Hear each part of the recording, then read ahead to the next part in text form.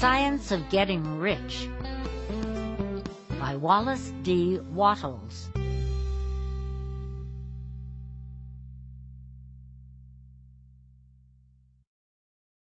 Preface.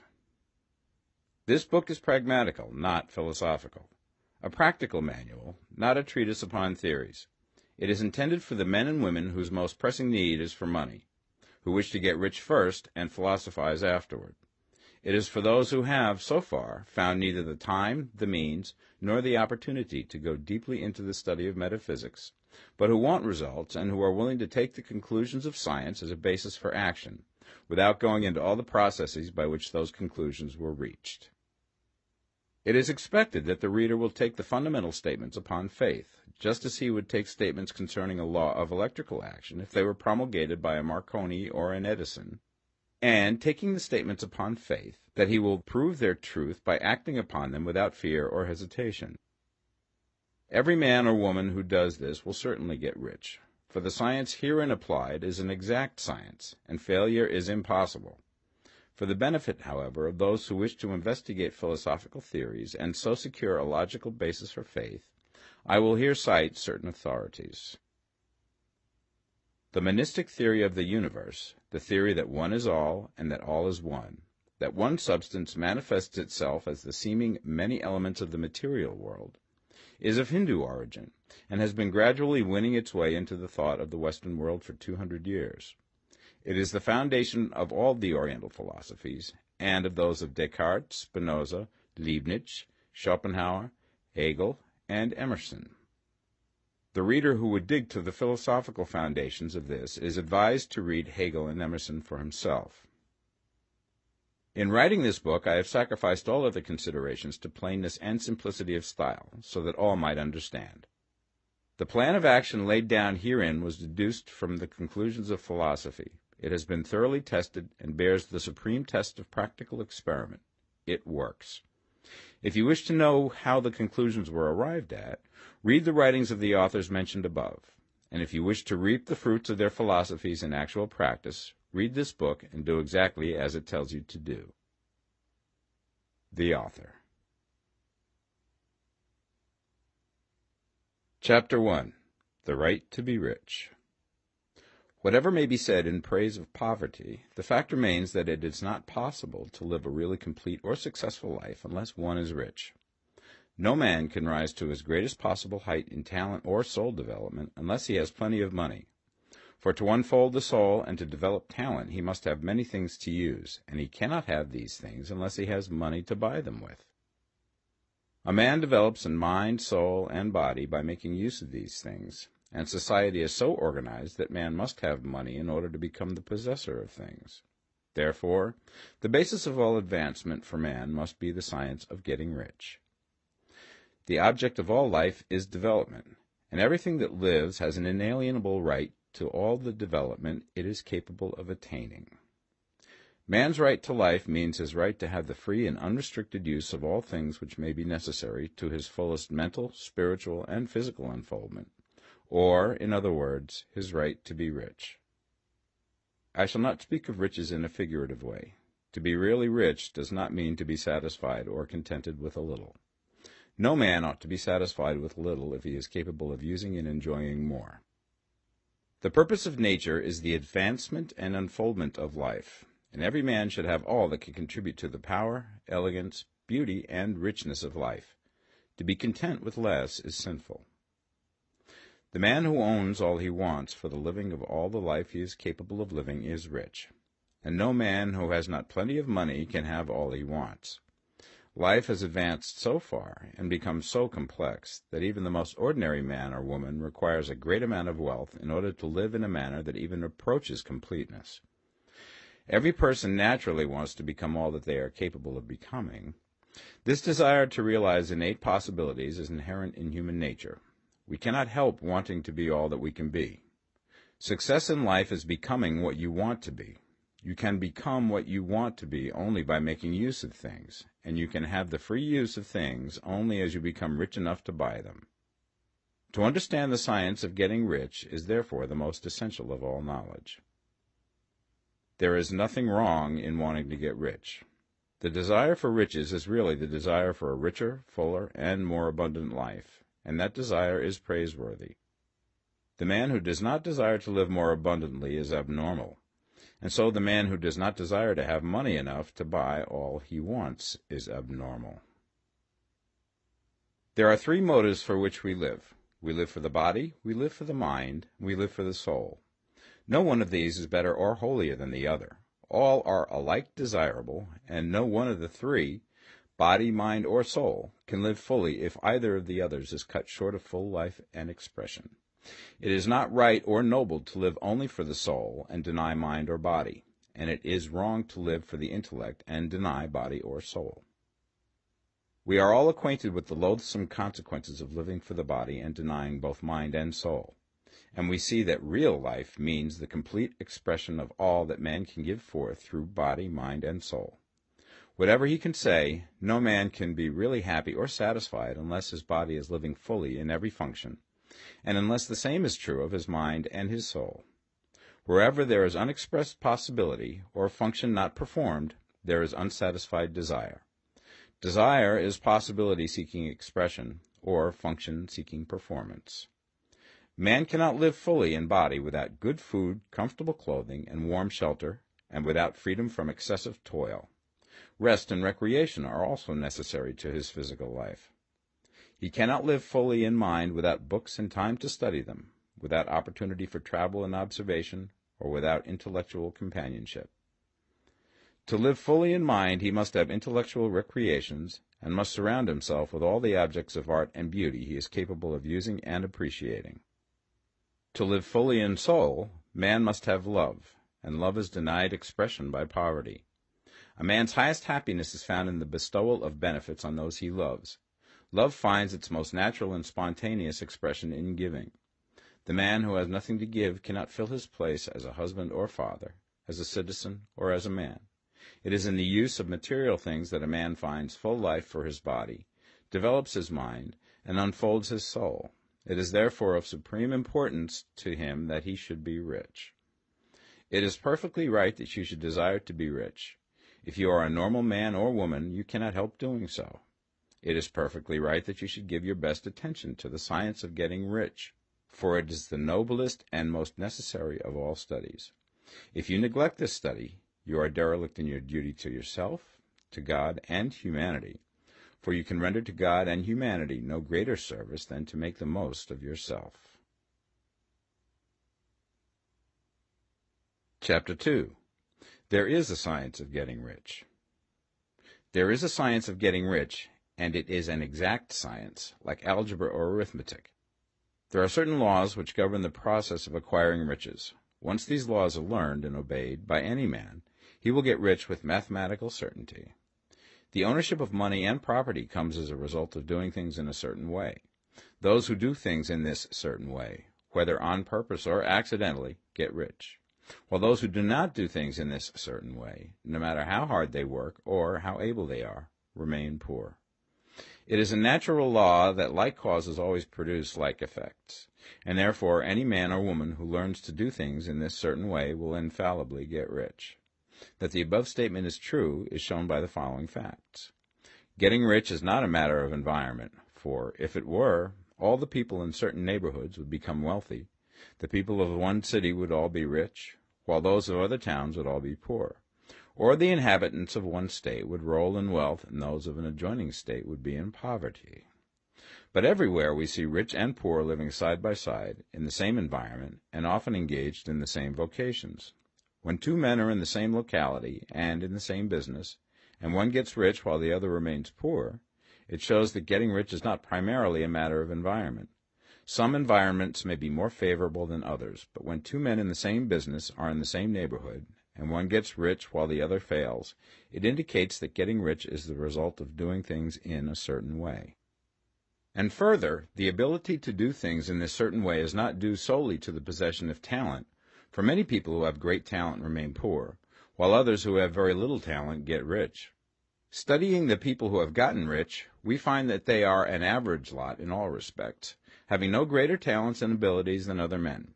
It is evident that they do not get rich because they possess talents and abilities that other men have not, but because they happen to do things in a certain way. Getting rich is not the result of saving or thrift. Many very penurious people are poor, while free spenders often get rich. Nor is getting rich due to doing things which others fail to do. For two men in the same business often do almost exactly the same things, and one gets rich while the other remains poor or becomes bankrupt. From all these things, we must come to the conclusion that getting rich is the result of doing things in a certain way. If getting rich is the result of doing things in a certain way, then any man or woman who can do things in that way can become rich, and the whole matter is brought within the domain of exact science. The question arises here whether this certain way may not be so difficult that only a few may follow it. This cannot be true, as we have seen, so far as natural ability is concerned. Talented people get rich, and blockheads get rich. Intellectually brilliant people get rich, and very stupid people get rich. Physically strong people get rich, and weak and sickly people get rich. Some degree of ability to think and understand is, of course, essential. But insofar natural ability is concerned, any man or woman who has sense enough to read and understand these words can certainly get rich. Also, we have seen that it is not a matter of environment. Location counts for something. One would not go to the heart of the Sahara and expect to do successful business. Getting rich involves the necessity of dealing with men and of being where there are people to deal with. And if these people are inclined to deal in the way that you want to deal, so much the better. But that is about as far as environment goes. If anybody else in your town can get rich, so can you. And if anybody else in your state can get rich, so can you. Again, it is not a matter of choosing some particular business or profession. People get rich in every business and in every profession, while their next-door neighbors in the same vocation remain in poverty. It is true that you will do best in a business which you like and which is congenial to you. And if you have certain talents which are well developed, you will do best in a business which calls for the exercise of those talents. Also, you will do best in a business which is suited to your locality. An ice cream parlor would do better in a warm climate than in Greenland, and a salmon fishery will succeed better in the Northwest than in Florida, where there are no salmon. But aside from these general limitations, getting rich is not dependent upon your engaging in some particular business, but upon your learning to do things in a certain way. If you are now in business and anybody else in your locality is getting rich in the same business, while you are not getting rich, it is because you are not doing things in the same way that the other person is doing them. No one is prevented from getting rich by lack of capital. True, as you get capital, the increase becomes more easy and rapid, but one who has capital is already rich and does not need to consider how to become so. No matter how poor you may be, if you begin to do things in a certain way, you will begin to get rich, and you will begin to have capital. The getting of capital is a part of the process of getting rich, and it is a part of the result which invariably follows the doing of things in a certain way. You may be the poorest man on the continent and be deeply in debt. You may have neither friends, influence, nor resources, but if you begin to do things in this way, you must infallibly begin to get rich, for the like causes must produce like effects. If you have no capital, you can get capital. If you're in the wrong business, you can get into the right business. If you're in the wrong location, you can go to the right location, and you can do so by beginning in your present business and in your present location, to do things in the certain way which causes success. Chapter 3. Is opportunity monopolized? No man is kept poor because opportunity has been taken away from him, because other people have monopolized the wealth and have put a fence around it. You may be shut off from engaging in business in certain lines, but there are other channels open to you. Probably it would be hard for you to get control of any of the great railroad systems. That field is pretty well monopolized, but the electric railway business is still in its infancy and offers plenty of scope for enterprise, and it will be but a very few years until traffic and transportation through the air will become a great industry, and in all its branches will give employment to hundreds of thousands and perhaps to millions of people. Why not turn your attention to the development of aerial transportation, instead of competing with J.J. Hill and others for a chance in the steam railway world?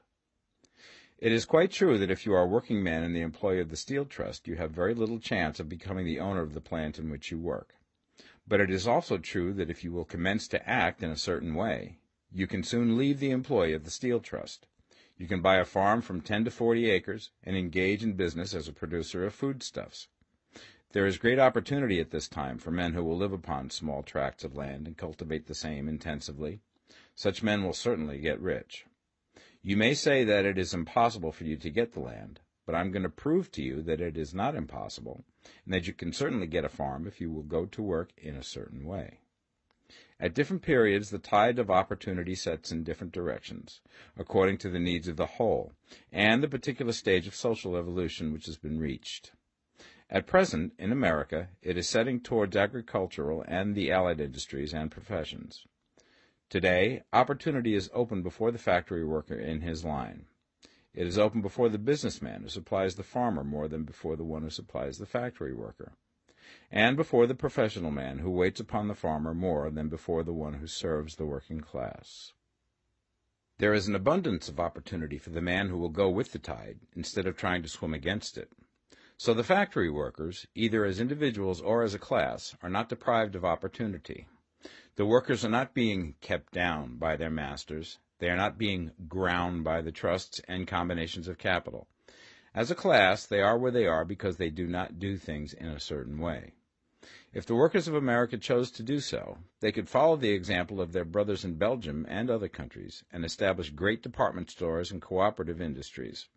They could elect men of their own class to office and pass laws favoring the development of such cooperative industries, and in a few years they could take peaceable possession of the industrial field.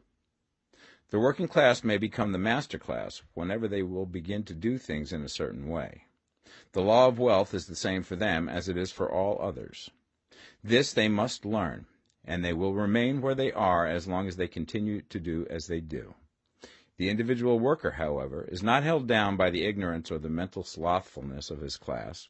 He can follow the tide of opportunity to riches, and this book will tell him how. No one is kept in poverty by a shortness in the supply of riches. There is more than enough for all. A palace as large as the Capitol in Washington might be built for every family on earth from the building material in the United States alone. And under intensive cultivation, this country would produce wool, cotton, linen, and silk enough to clothe each person in the world finer than Solomon was arrayed in all his glory, together with food enough to feed them all luxuriously. The visible supply is practically inexhaustible, and the invisible supply really is inexhaustible. Everything you see on earth is made from one original substance, out of which all things proceed. New forms are constantly being made, and older ones are dissolving, but all are shapes assumed by one thing. There is no limit to the supply of formless stuff or original substance. The universe is made out of it, but it was not all used in making the universe. The spaces in, through, and between the forms of the visible universe are permeated and filled with the original substance, with the formless stuff, with the raw material of all things. 10,000 times as much has been made might still be made, and even then we should not have exhausted the supply of universal raw material. No man, therefore, is poor because nature is poor, or because there is not enough to go around. Nature is an inexhaustible storehouse of riches. The supply will never run short. Original substance is alive with creative energy and is constantly producing more forms. When the supply of building material is exhausted, more will be produced. When the soil is exhausted so that foodstuffs and materials for clothing will no longer grow upon it, it will be renewed or more soil will be made. When all the gold and silver has been dug from the earth, if man is still in such a stage of social development that he needs gold and silver, more will be produced from the formless. The formless stuff responds to the needs of man. It will not let him be without any good thing. This is true of man collectively. The race as a whole is always abundantly rich, and if individuals are poor, it is because they do not follow the certain way of doing things which makes the individual man rich. The formless stuff is intelligent. It is stuff which thinks. It is alive, and is always impelled towards more life. It is the natural and inherent impulse of life to seek to live more. It is the nature of intelligence to enlarge itself, and of consciousness to seek to extend its boundaries and find fuller expression. The universe of forms has been made by formless living substance, throwing itself into form in order to express itself more fully. The universe is a great living presence, always moving inherently towards more life and fuller functioning. Nature is formed for the advancement of life. Its impelling motive is the increase of life. For this cause, everything which can possibly minister to life is bountifully provided. There can be no lack unless God is to contradict himself and nullify his own works. You are not kept poor by lack in the supply of riches. It is a fact which I shall demonstrate a little further on, that even the resources of the formless supply are at the command of the man or woman who will act and think in a certain way. Chapter 4. The first principle in the science of getting rich. Thought is the only power which can produce tangible riches from the formless substance. The stuff from which all things are made is a substance which thinks, and a thought of form in this substance produces the form. Original substance moves according to its thoughts. Every form and process you see in nature is the visible expression of a thought in original substance. As the formless stuff thinks of a form, it takes that form. As it thinks of a motion, it makes that motion. That is the way all things were created. We live in a thought world, which is part of a thought universe. The thought of a moving universe extended through formless substance, and the thinking stuff moving according to that thought, took the form of systems of planets and maintains that form. Thinking substance takes the form of its thought and moves according to that thought. Holding the idea of a circling system of suns and worlds, it takes the form of these bodies and moves them as it thinks. Thinking the form of a slow-growing oak tree, it moves accordingly and produces the tree, though centuries may be required to do the work. In creating, the formless seems to move according to the lines of motion it has established. The thought of an oak tree does not cause the instant formation of a full-grown tree, but it does start in motion the forces which will produce the tree, along established lines of growth. Every thought of form held in thinking substance causes the creation of the form, but always, or at least generally, along lines of growth and action already established. The thought of a house of a certain construction, if it were impressed upon formless substance, might not cause the instant formation of the house, but it would cause the turning of creative energies already working in trade and commerce into such channels as to result in the speedy building of the house. And if there were no existing channels through which the creative energy could work, then the house would be formed directly from primal substance, without waiting for the slow processes of the organic and inorganic world. No thought of form can be impressed upon original substance without causing the creation of the form. Man is a thinking center and can originate thought. All the forms that man fashions with his hands must first exist in his thought. He cannot shape a thing until he has thought that thing. And so far, man has confined his efforts wholly to the work of his hands. He has applied manual labor to the world of forms, seeking to change or modify those already existing. He has never thought of trying to cause the creation of new forms by impressing his thoughts upon formless substance. When man has a thought form, he takes material from the forms of nature and makes an image of the form which is in his mind. He has so far made little or no effort to cooperate with formless intelligence, to work with the Father. He has not dreamed that he can do what he seeth the Father doing. Man reshapes and modifies existing forms by manual labor. He has given no attention to the question whether he may not produce things from formless substance by communicating his thoughts to it. We propose to prove that he may do so, to prove that any man or woman may do so, and to show how. As our first step, we must lay down the three fundamental propositions. First, we assert that there is one original formless stuff, or substance, from which all things are made. All the seemingly many elements are but different presentations of one element. All the many forms found in organic and inorganic nature are but different shapes made from the same stuff. And this stuff is thinking stuff. A thought held in it produces the form of the thought. Thought, in thinking substance, produces shapes. Man is a thinking center, capable of original thought. If a man can communicate his thought to original thinking substance, he can cause the creation or formation of the thing he thinks about. To summarize this, there is a thinking stuff from which all things are made, and which, in its original state, permeates, penetrates, and fills the interspaces of the universe. A thought in this substance produces the thing that is imaged by the thought. Man can form things in his thought, and, by impressing his thought upon formless substance, can cause the thing he thinks about to be created. It may be asked if I can prove these statements, and without going into details, I answer that I can do so, both by logic and experience. Reasoning back from the phenomena of form and thought, I come to one original thinking substance, and reasoning forward from that thinking substance, I come to man's power to cause the formation of the thing he thinks about. And by experiment, I find the reasoning true, and this is my strongest proof. If one man who reads this book gets rich by doing what it tells him to do, that is evidence in support of my claim. But if every man who does what it tells him to do gets rich, that is proof positive until someone goes through the process and fails. The theory is true until the process fails, and this process will not fail. For every man who does exactly what this book tells him to do will get rich. I have said that men get rich by doing things in a certain way, and in order to do so, men must become able to think in a certain way. A man's way of doing things is the direct result of the way he thinks about things. To do things in a way that you want to do them, you will have to acquire the ability to think the way you want to think. This is the first step towards getting rich. To think what you want to think is to think truth, regardless of appearances. Every man has the natural and inherent power to think what he wants to think, but it requires far more effort to do so than it does to think the thoughts which are suggested by appearances. To think according to appearance is easy.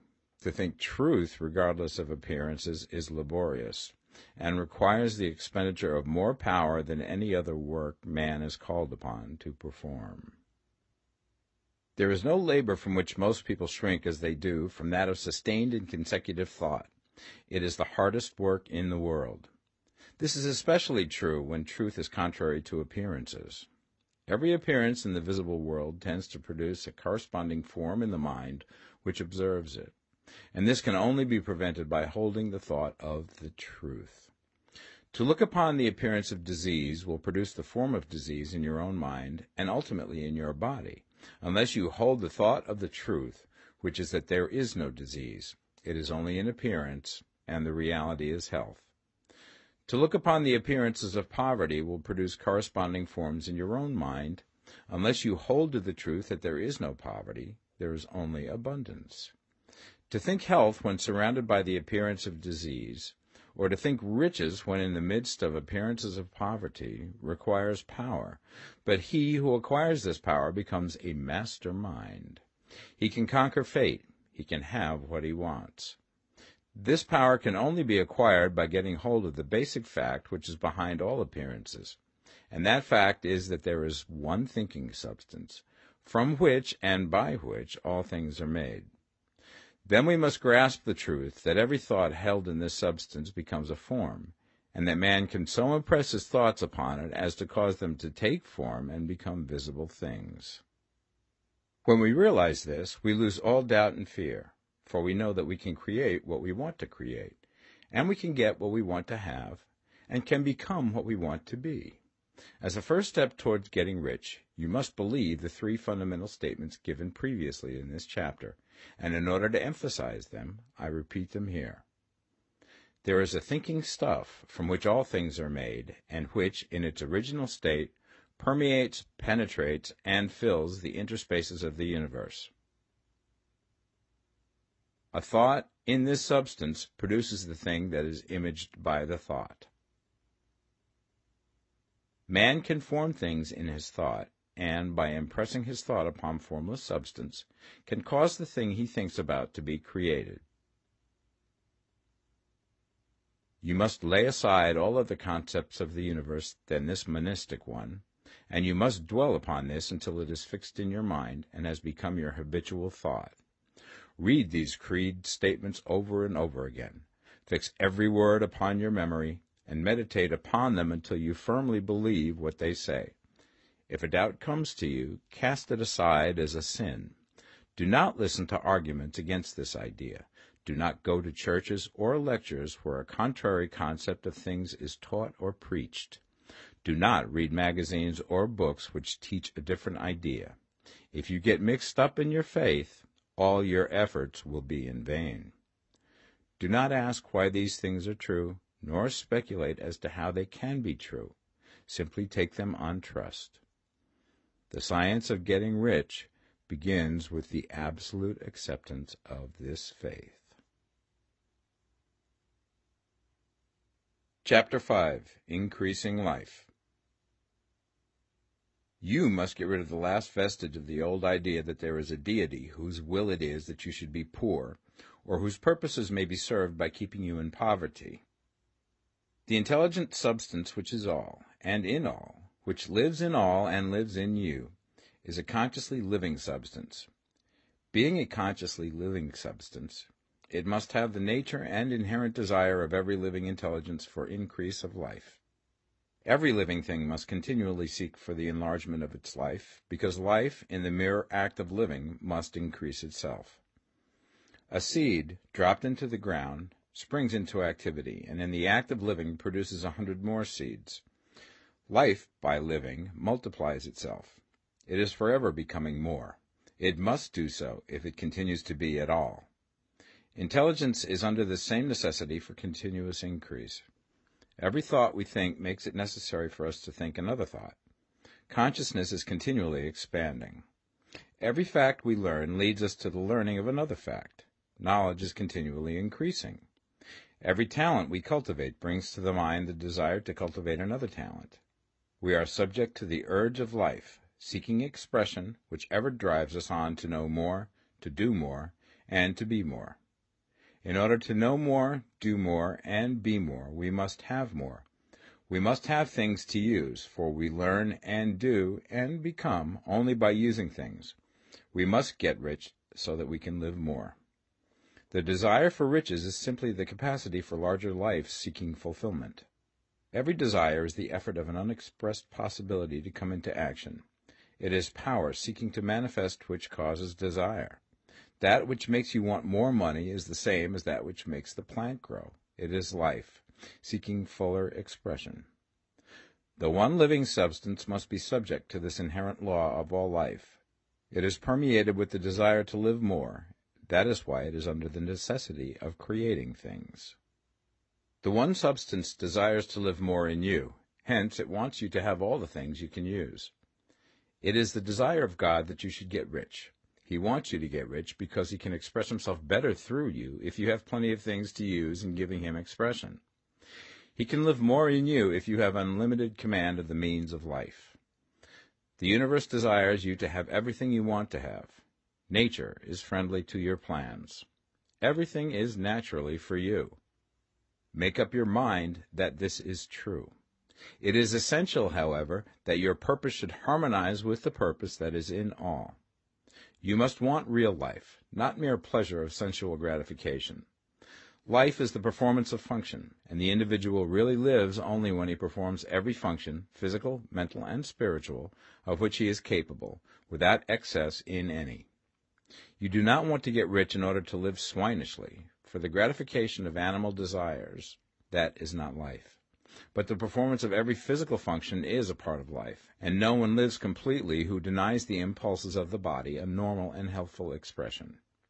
You do not want to get rich solely to enjoy mental pleasures, to get knowledge, to gratify ambition, to outshine others, to be famous. All these are a legitimate part of life, but the man who lives for the pleasures of the intellect alone will only have a partial life, and he will never be satisfied with his lot. You do not want to get rich solely for the good of others, to lose yourself for the salvation of mankind, to experience the joys of philanthropy and sacrifice. The joys of the soul are only a part of life, and they are no better or nobler than any other part.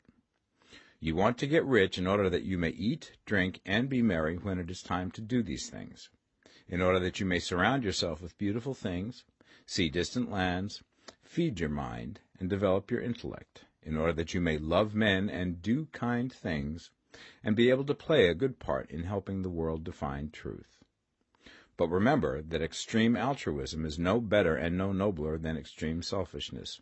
Both are mistakes. Get rid of the idea that God wants you to sacrifice yourself for others, and that you can secure his favor by doing so. God requires nothing of the kind. What he wants is that you should make the most of yourself, for yourself and for others, and you can help others more by making the most of yourself than in any other way. You can make the most of yourself only by getting rich, so it is right and praiseworthy that you should give your first and best thought to the work of acquiring wealth.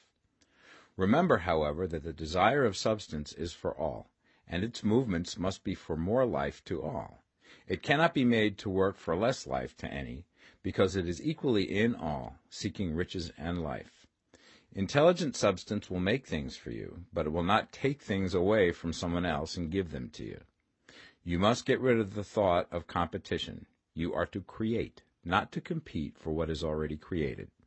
You do not have to take anything away from anyone. You do not have to drive sharp bargains.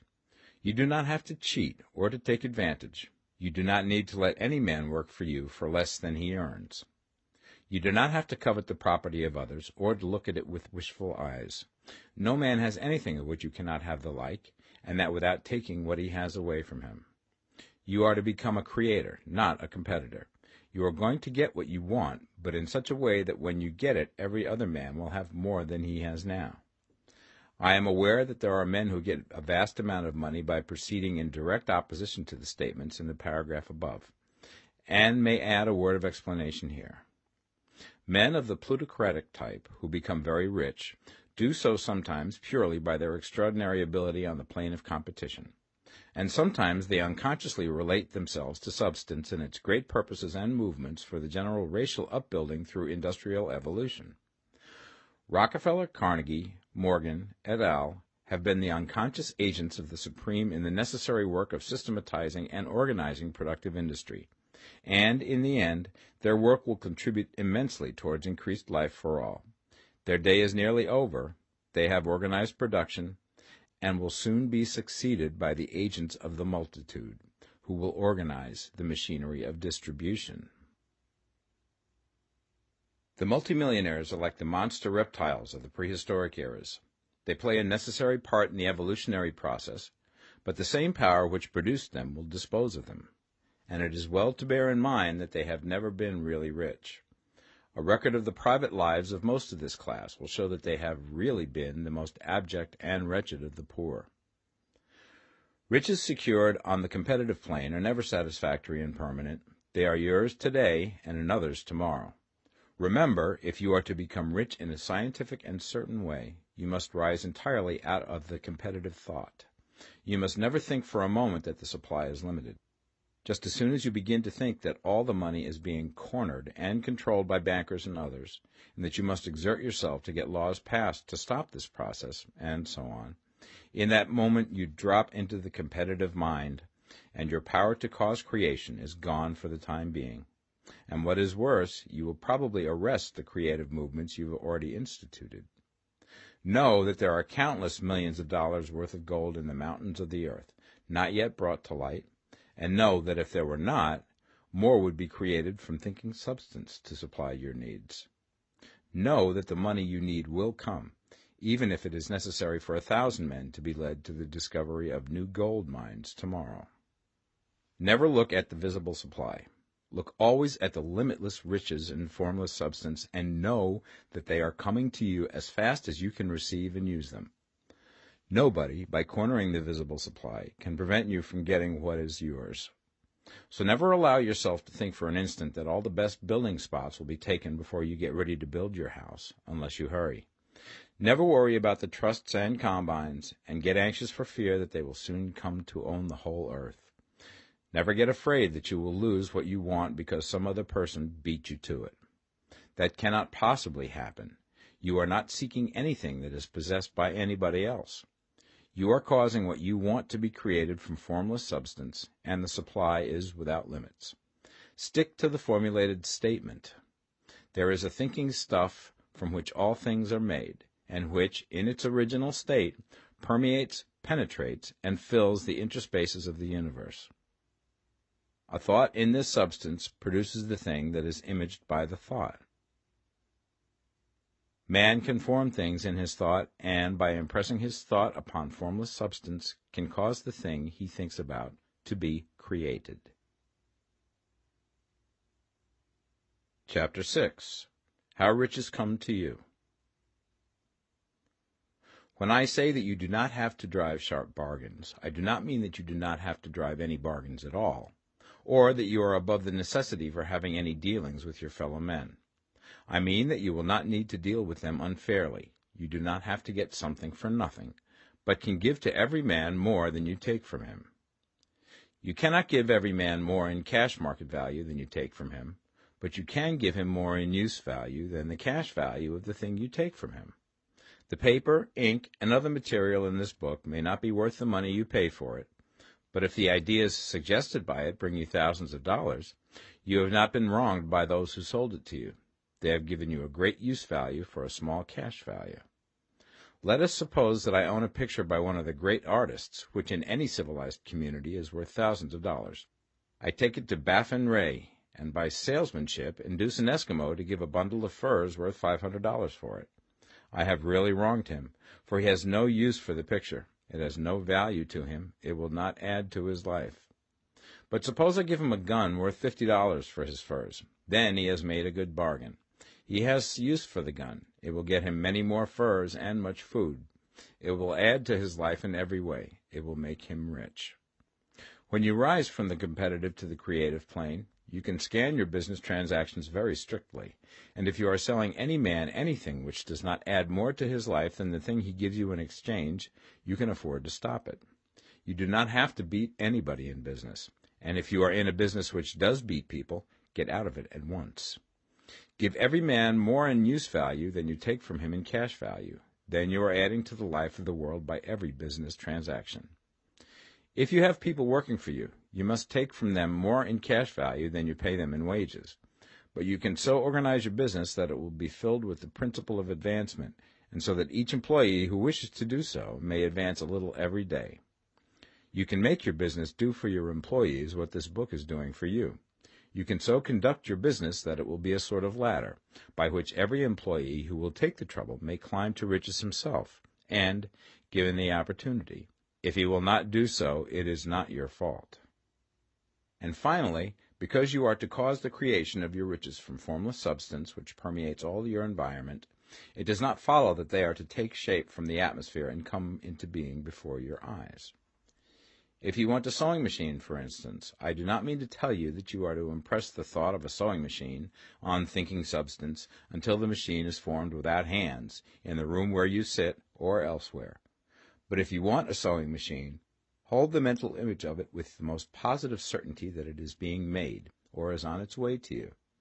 After once forming the thought, have the most absolute and unquestioning faith that the sewing machine is coming. Never think of it, or speak of it, in any other way than as being sure to arrive. Claim it as already yours. It will be brought to you by the power of the Supreme Intelligence, acting upon the minds of men. If you live in Maine, it may be that a man will be brought from Texas or Japan to engage in some transaction which will result in your getting what you want. If so, the whole matter will be as much to that man's advantage as it is to yours.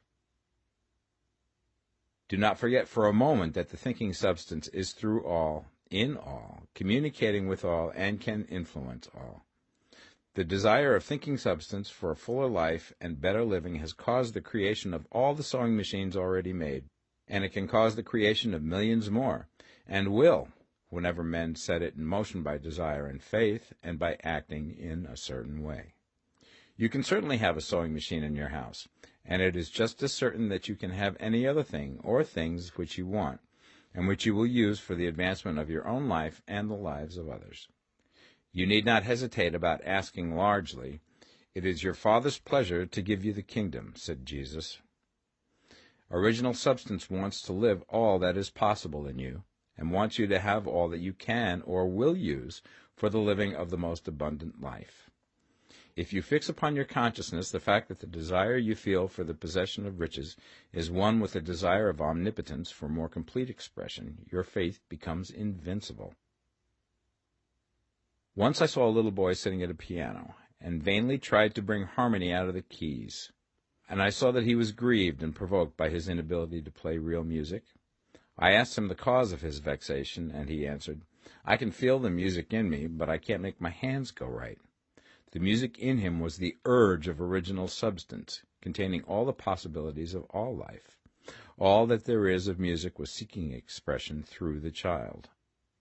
God, the one substance, is trying to live and do and enjoy things through humanity. He is saying, I want hands to build wonderful structures, to play divine harmonies, to paint glorious pictures. I want feet to run my errands, eyes to see my beauties, tongues to tell mighty truths and to sing marvelous songs, and so on. All that there is of possibility is seeking expression through men. God wants those who can play music to have pianos and every other instrument, and to have the means to cultivate their talents to the fullest extent. He wants those who can appreciate beauty to be able to surround themselves with beautiful things. He wants those who can discern truth to have every opportunity to travel and observe. He wants those who can appreciate dress to be beautifully clothed, and those who can appreciate good food to be luxuriously fed. He wants all these things because it is himself that enjoys and appreciates them. It is God who wants to play and sing and enjoy beauty and proclaim truth and wear fine clothes and eat good food. It is God that worketh in you to will and to do, said Paul. The desire you feel for riches is the infinite, seeking to express himself in you as he sought to find expression in the little boy at the piano. So you need not hesitate to ask largely. Your part is to focalize and express the desire to God. This is a difficult point with most people. They retain some of the old idea that poverty and self-sacrifice are pleasing to God. They look upon poverty as a part of the plan, a necessity of nature.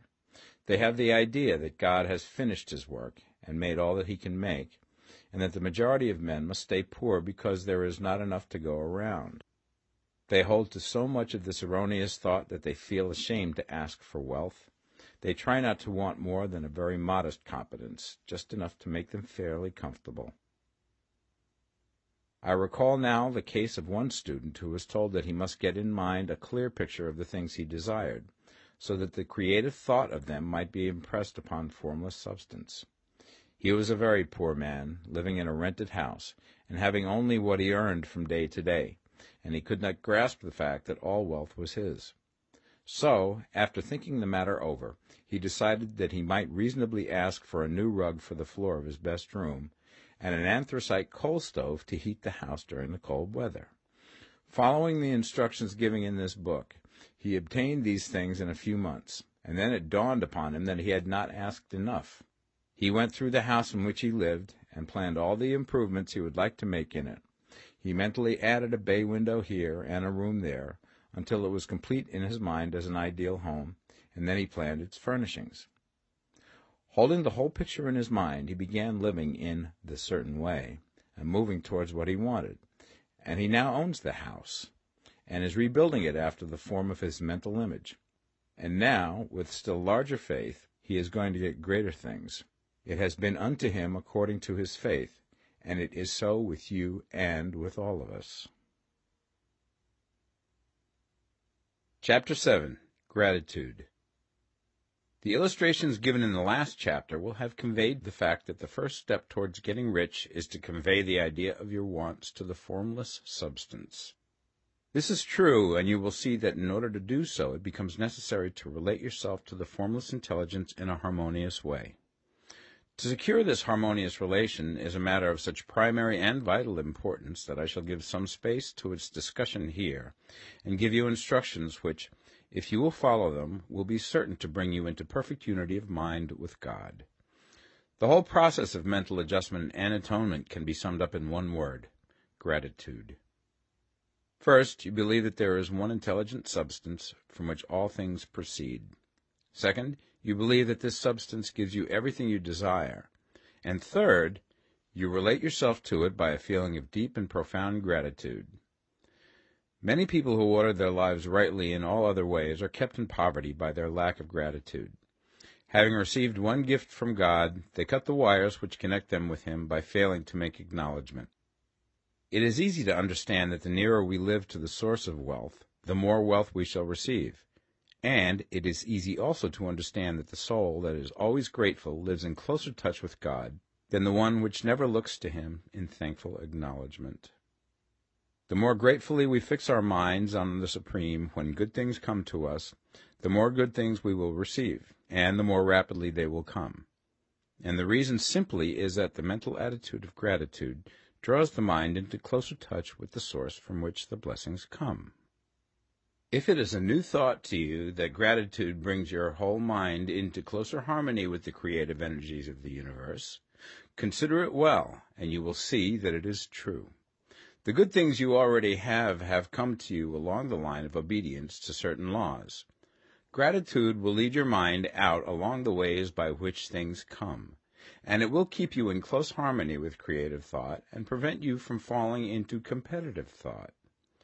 Gratitude alone can keep you looking towards the all, and prevent you from falling into the error of thinking of the supply as limited, and to do that would be fatal to your hopes. There is a law of gratitude, and it is absolutely necessary that you should observe the law if you are to get the results you seek. The law of gratitude is the natural principle that action and reaction are always equal, and in opposite directions. The grateful outreaching of your mind in thankful praise to the Supreme is a liberation or expenditure of force.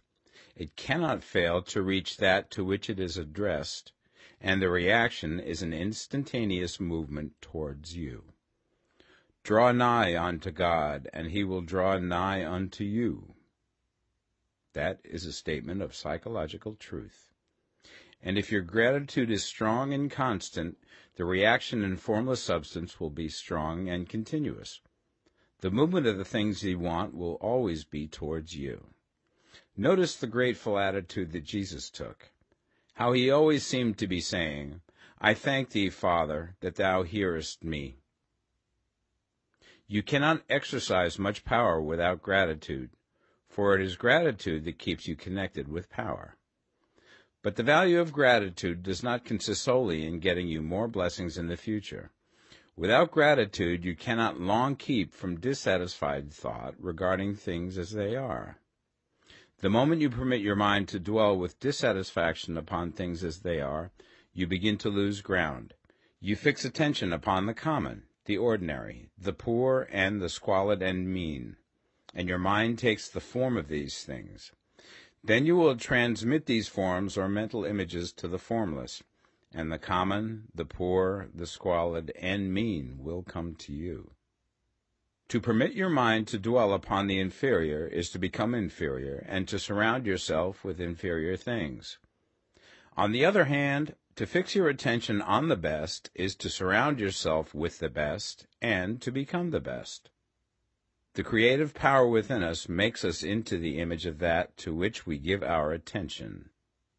We are thinking substance, and thinking substance always takes the form of that which it thinks about. The grateful mind is constantly fixed upon the best. Therefore it tends to become the best. It takes the form or character of the best and will receive the best. Also, faith is born of gratitude. The grateful mind continually expects good things, and expectation becomes faith. The reaction of gratitude upon one's own mind produces faith, and every outgoing wave of grateful thanksgiving increases faith. He who has no feeling of gratitude cannot long retain a living faith, and without a living faith you cannot get rich by the creative method, as we shall see in the following chapters. It is necessary, then, to cultivate the habit of being grateful for every good thing that comes to you, and to give thanks continuously. And because all things have contributed to your advancement, you should include all things in your gratitude. Do not waste time thinking or talking about the shortcomings or wrong actions of plutocrats or trust magnates. Their organization of the world has made your opportunity.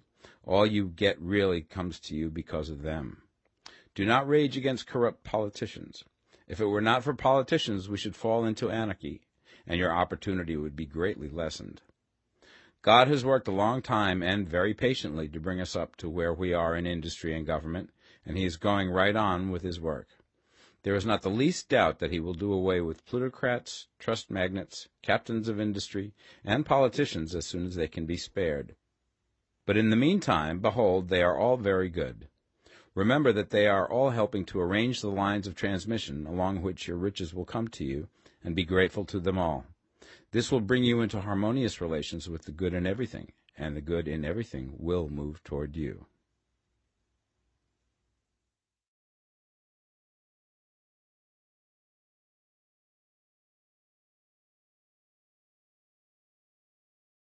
The Science of Getting Rich, Part 2. Chapter 8, Thinking in the Certain Way. You must form a clear and definite mental picture of what you want. You cannot transmit an idea unless you have it yourself. You must have it before you can give it, and many people fail to impress thinking substance because they have themselves only a vague and misty concept of the things they want to do, to have, or to become. It is not enough that you should have a general desire for wealth to do good with. Everybody has that desire. It is not enough that you should have a wish to travel, see things, live more, etc. Everybody has those desires also. If you were going to send a wireless message to a friend, you would not send the letters of the alphabet in their order and let him construct the message for himself, nor would you take words at random from the dictionary. You would send a coherent sentence, one which meant something. When you try to impress your wants upon substance, remember that it must be done by a coherent statement. You must know what you want and be definite. You can never get rich or start the creative power into action by sending out unformed longings and vague desires. Go over your desires just as the man I have described went over his house. See just what you want and get a clear mental picture of it as you wish it to look when you get it. That clear mental picture you must have continually in mind, as the sailor has in mind the port towards which he is sailing the ship. You must keep your face towards it all the time. You must no more lose sight of it than the steersman loses sight of the compass. It is not necessary to take exercises in concentration, nor to set apart special times for prayer and affirmation, nor to go into the silence, nor to do occult stunts of any kind. There things are well enough, but all you need is to know what you want, and to want it badly enough so that it will stay in your thoughts. Spend as much of your leisure time as you can in contemplating your picture, but no one needs to take exercises to concentrate his mind on a thing which he really wants. It is the things you do not really care about which require effort to fix your attention upon them. And unless you really want to get rich, so that the desire is strong enough to hold your thoughts directly to the purpose, as the magnetic pole holds the needle of the compass, it will hardly be worthwhile for you to try to carry out the instructions given in this book. The methods herein set forth are for people whose desire for riches is strong enough to overcome mental laziness and the love of ease, and make them work.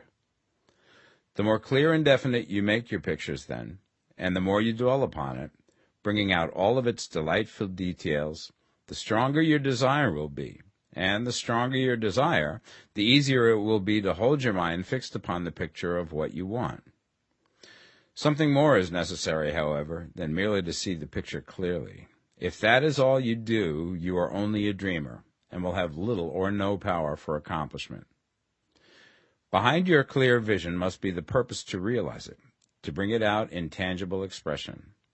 And behind this purpose must be an invincible and unwavering faith that the thing is already yours, that it is at hand, and you have only to take possession of it.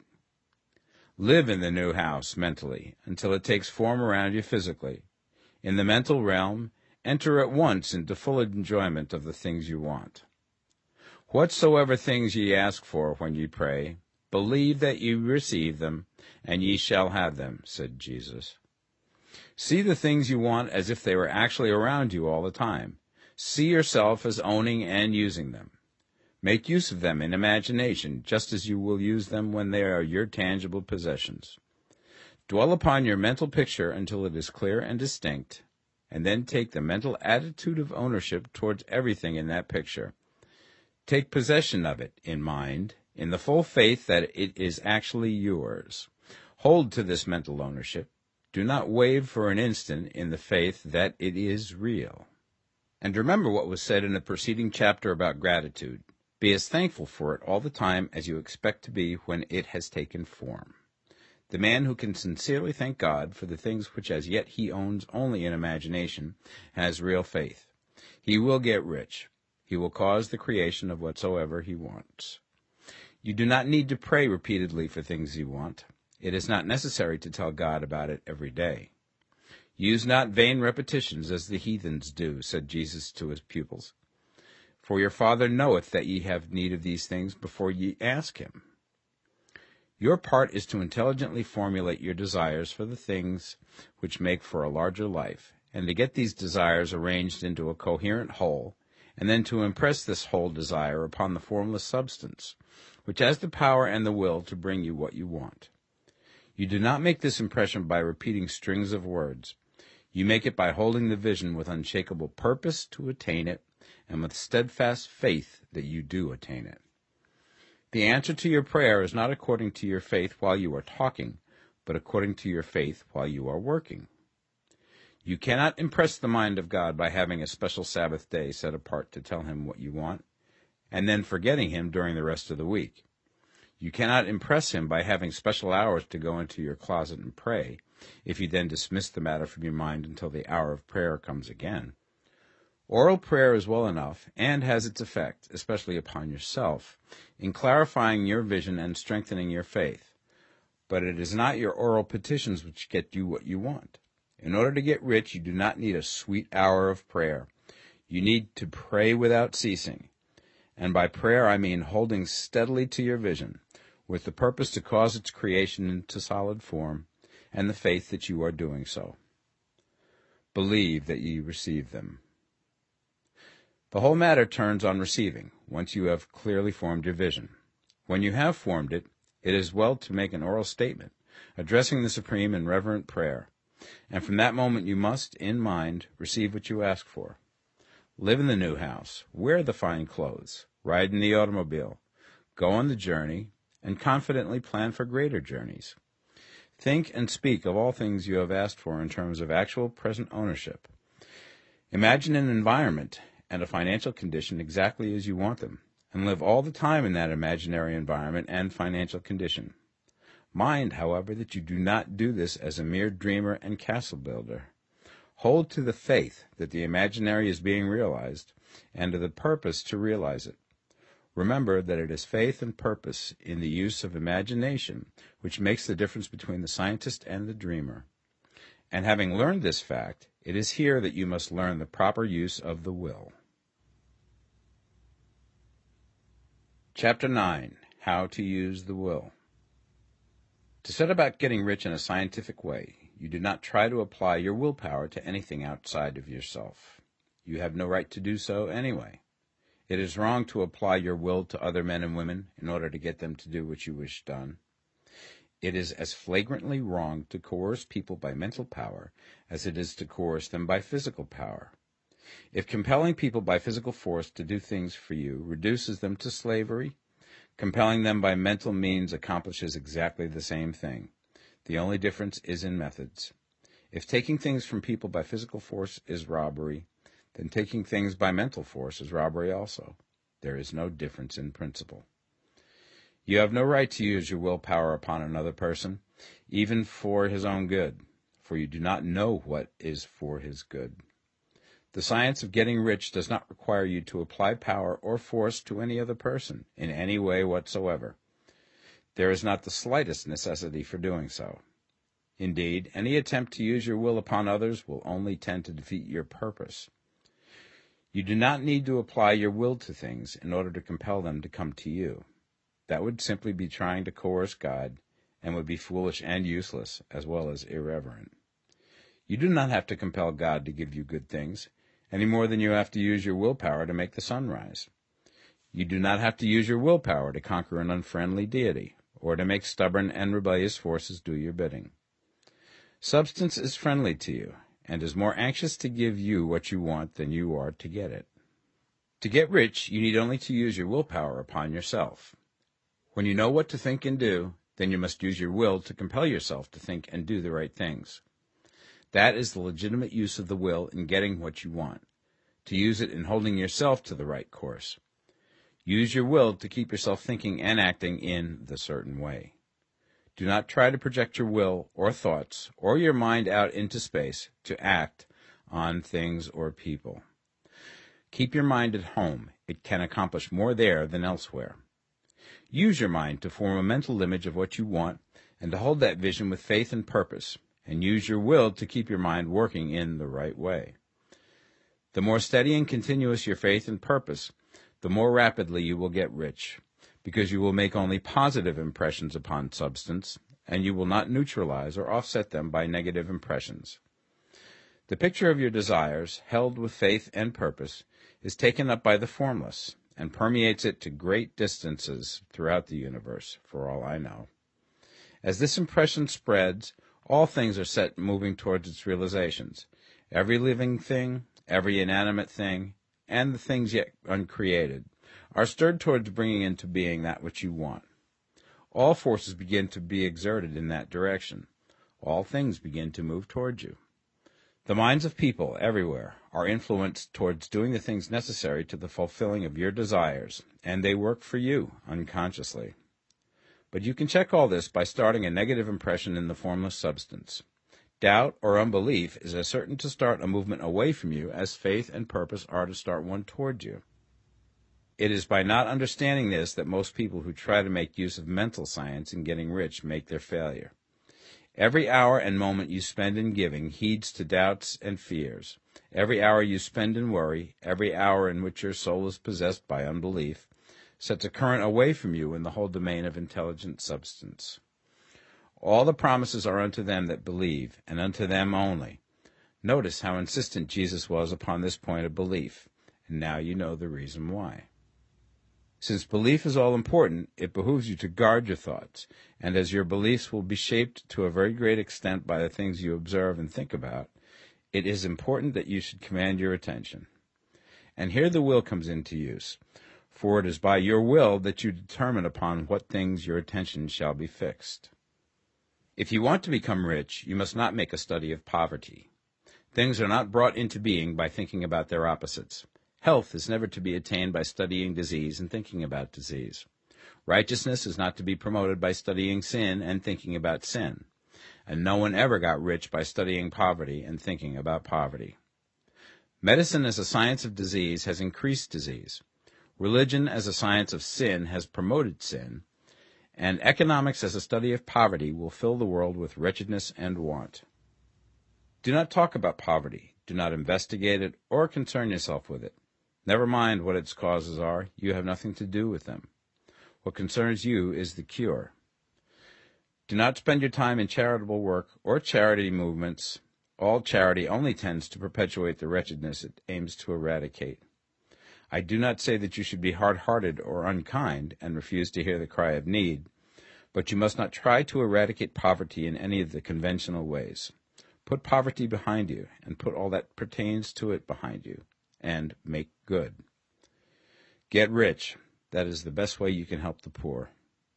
And you cannot hold the mental image which is to make you rich if you fill your mind with pictures of poverty. Do not read books or papers which give circumstantial accounts of the wretchedness of the tenement dwellers, of the horrors of child labor, and so on.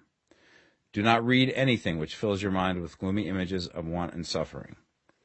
You cannot help the poor in the least by knowing about these things, and the widespread knowledge of them does not tend at all to do away with poverty.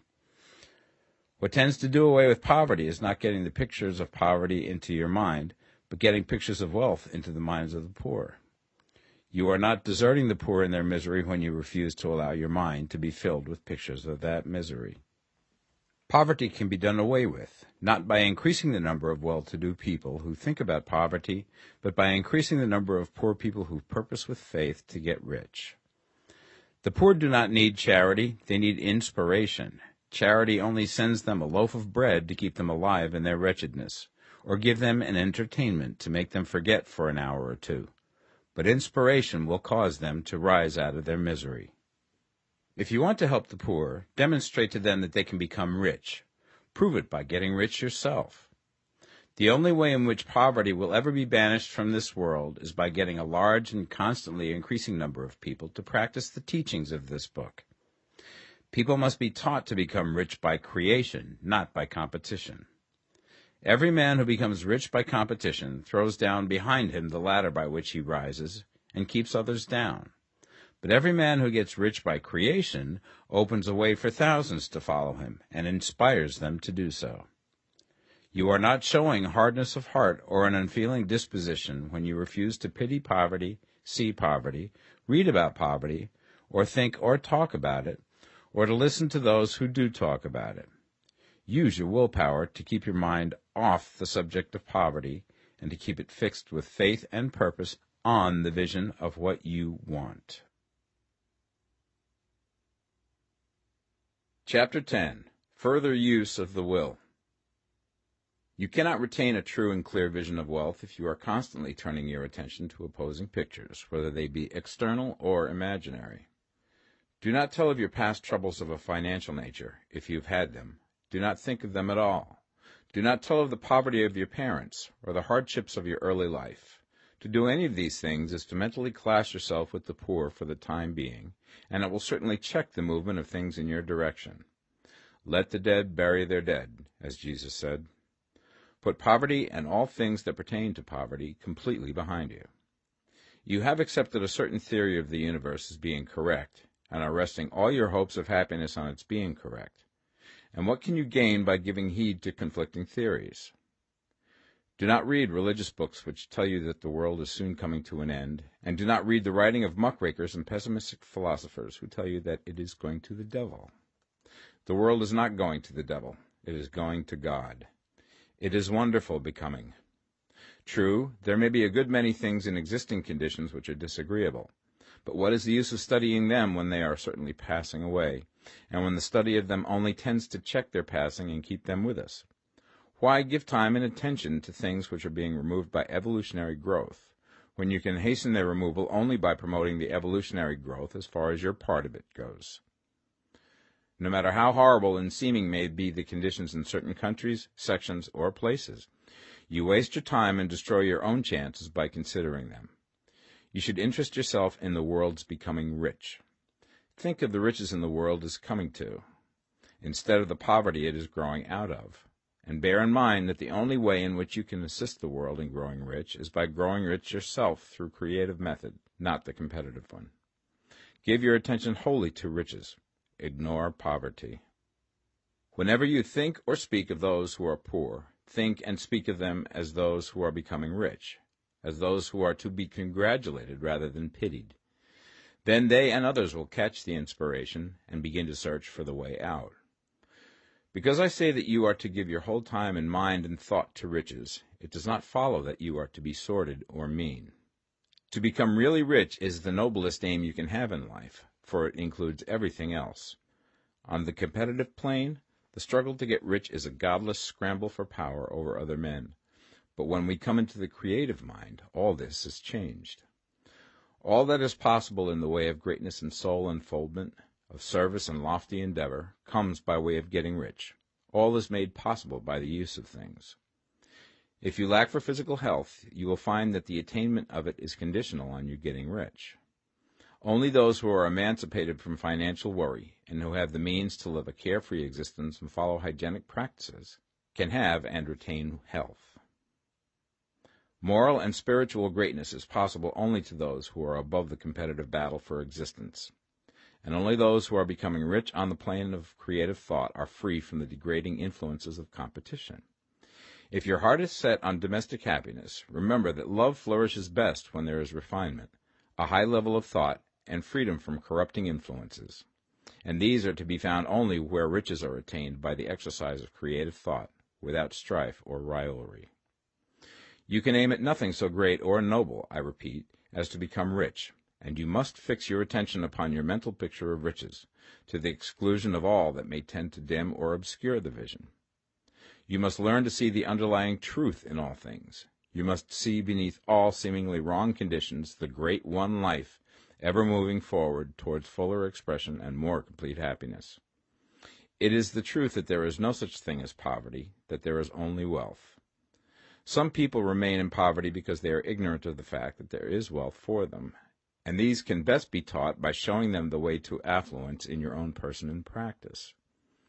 Others are poor because, while they feel that there is a way out, they are too intellectually indolent to put forth the mental effort necessary to find that way and by travel it. Others still are poor because, While they have some notion of science, they have become so swamped and lost in the maze of metaphysical and occult theories that they do not know which road to take. They try a mixture of many systems and fail in all. For these, again, the very best thing to do is to show the right way in your own person and practice. An ounce of doing things is worth a pound of theorizing. The very best thing you can do for the whole world is to make the most of yourself. You can serve God and man in no more effective way than by getting rich. That is, if you get rich by the creative method and not by the competitive one. Another thing. We assert that this book gives in detail the principles of the science of getting rich. And if that is true, you do not need to read any other book upon the subject. This may sound narrow and egotistical, but consider. There is no more scientific method of computation in mathematics than by addition, subtraction, multiplication, and division. No other method is possible. There can be but one shortest distance between 2 points. There is only one way to think scientifically, and that is to think in the way that leads by the most direct and simple route to the goal. No man has yet formulated a briefer or less complex system than the one set forth herein. It has been stripped of all non-essentials. When you commence on this, lay all others aside. Put them out of your mind altogether. Read this book every day. Keep it with you. Commit it to memory, and do not think about other systems and theories. If you do, you will begin to have doubts, and to be uncertain and wavering in your thought, and then you will begin to make failures. After you have made good and become rich, you may study other systems as much as you please.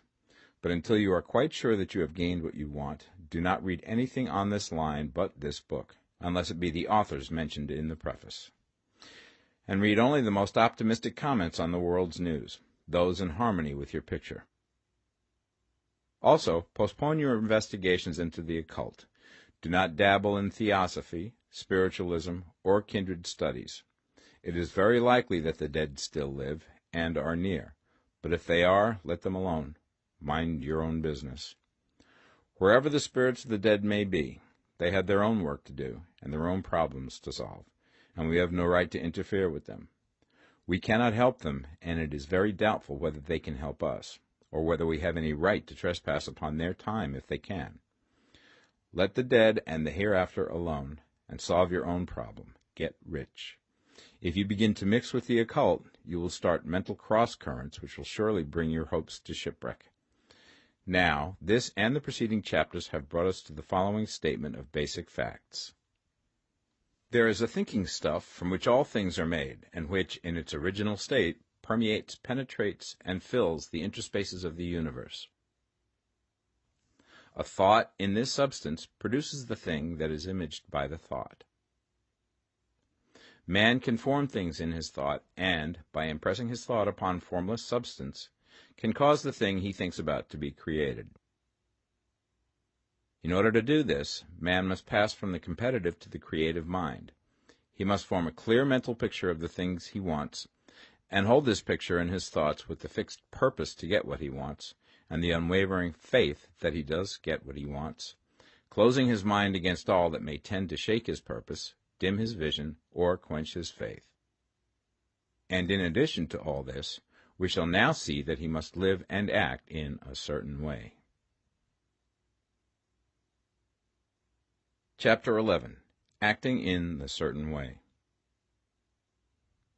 Thought is the creative power, or the impelling force which causes the creative power to act.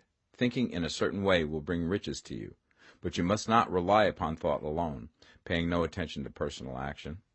That is the rock upon which many otherwise scientific metaphysical thinkers meet shipwreck, the failure to connect thought with personal action. We have not yet reached the stage of development, even supposing such a stage to be possible, in which man can create directly from formless substance without nature's processes or the work of human hands. Man must not only think, but his personal action must supplement his thought.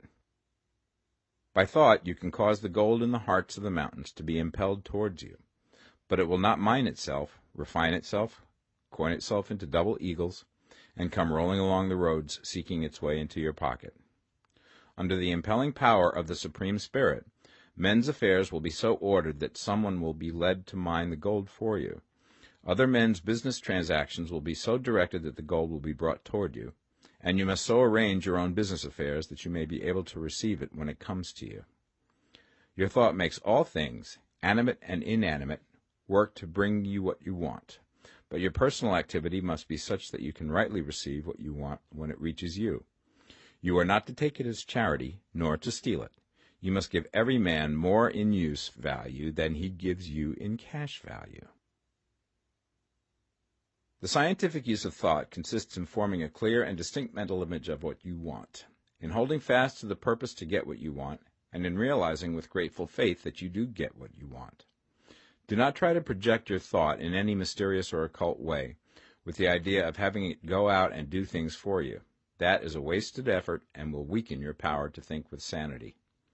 The action of thought in getting rich is fully explained in the preceding chapters. Your faith and purpose positively impress your vision upon formless substance, which has the same desire for more life that you have. And this vision, received from you, sets all the creative forces at work in and through their regular channels of action, but directed towards you. It is not your part to guide or supervise the creative process. All you have to do with that is to retain your vision, stick to your purpose, and maintain your faith and gratitude. But you must act in a certain way, so that you can appropriate what is yours when it comes to you, so that you can meet the things you have in your picture and put them in their proper places as they arrive. You can really see the truth of this. When things reach you, they will be in the hands of other men, who will ask an equivalent for them. And you can only get what is yours by giving the other man what is his. Your pocketbook is not going to be transformed into a Fortunata's purse, which shall be always full of money without effort on your part. This is the crucial point in the science of getting rich, right here, where thought and personal action must be combined. There are very many people who, consciously or unconsciously, set the creative forces in action by the strength and persistence of their desires, but who remain poor because they do not provide for the reception of the thing they want when it comes. By thought, the thing you want is brought to you. By action, you receive it. Whatever your action is to be, it is evident that you must act now. You cannot act in the past, and it is essential to the clearness of your mental vision that you dismiss the past from your mind.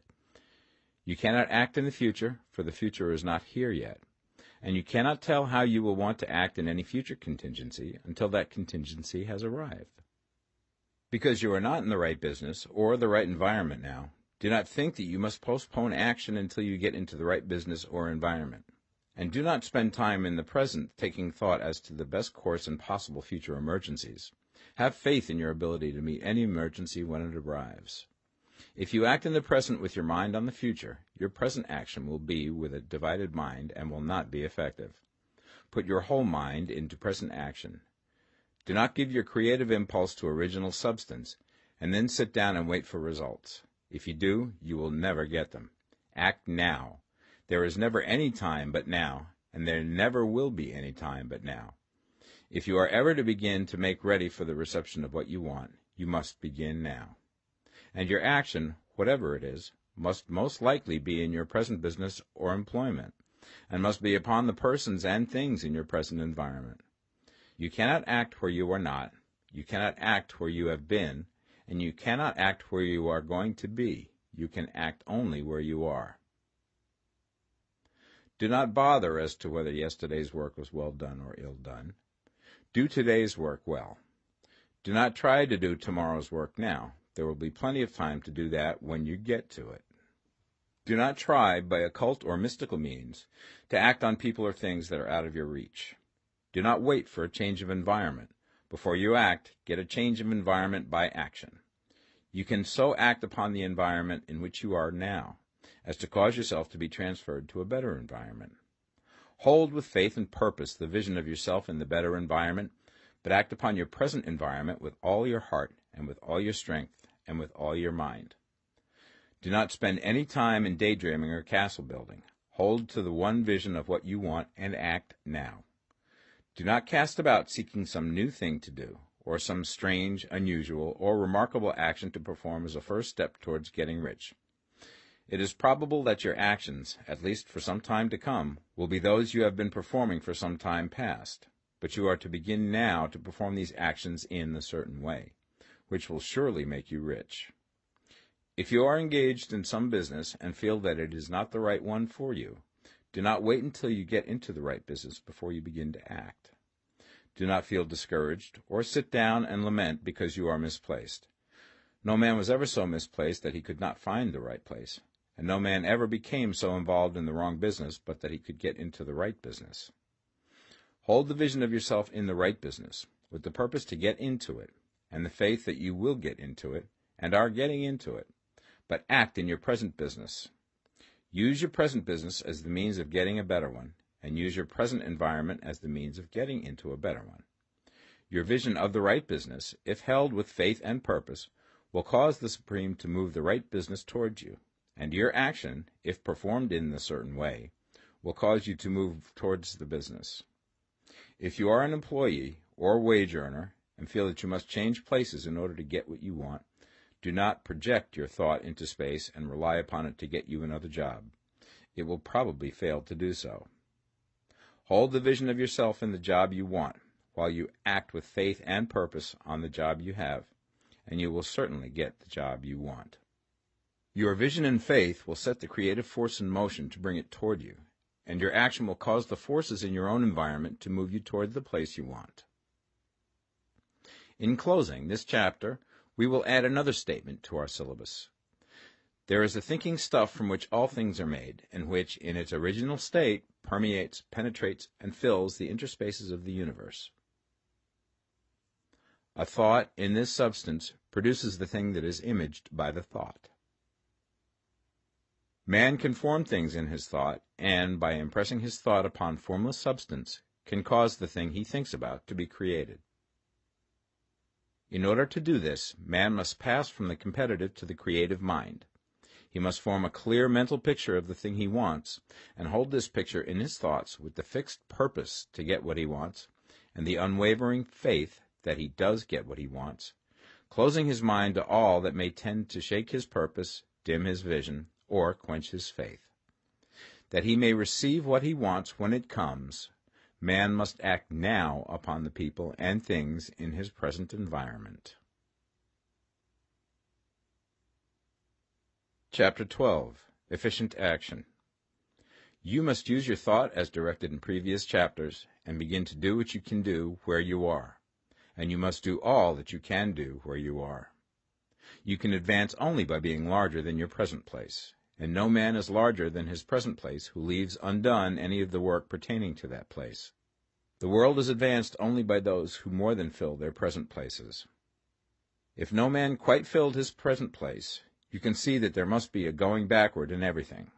Those who do not quite fill their present places are dead weight upon society, government, commerce, and industry. They must be carried along by others at a great expense. The progress of the world is retarded only by those who do not fill the places they are holding. They belong to a former age and a lower stage or plane of life, and their tendency is towards degeneration. No society could advance if every man was smaller than his place. Social evolution is guided by the law of physical and mental evolution. In the animal world, evolution is caused by excess of life. When an organism has more life than can be expressed in the function of its own plane, it develops the organs of a higher plane, and a new species is originated. There never would have been new species had there not been organisms which more than filled their places. The law is exactly the same for you. Your getting rich depends upon your applying this principle to your own affairs. Every day is either a successful day or a day of failure, and it is the successful days which get you what you want. If every day is a failure, you can never get rich, while if every day is a success, you cannot fail to get rich. If there is something that may be done today, and you do not do it, you have failed in so far as that thing is concerned, and the consequences may be more disastrous than you imagine. You cannot foresee the results of even the most trivial act. You do not know the workings of all the forces that have been set moving in your behalf. Much may be depending on your doing some simple act. It may be the very thing which is to open the door of opportunity to very great possibilities. You can never know all the combinations which Supreme Intelligence is making for you in the world of things and of human affairs. Your neglect or failure to do some small thing may cause a long delay in getting what you want. Do, every day, all that can be done that day. There is, however, a limitation or qualification of the above that you must take into account.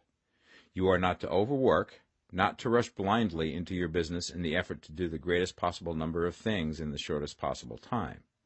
You are not to try to do tomorrow's work today, nor to do a week's work in a day.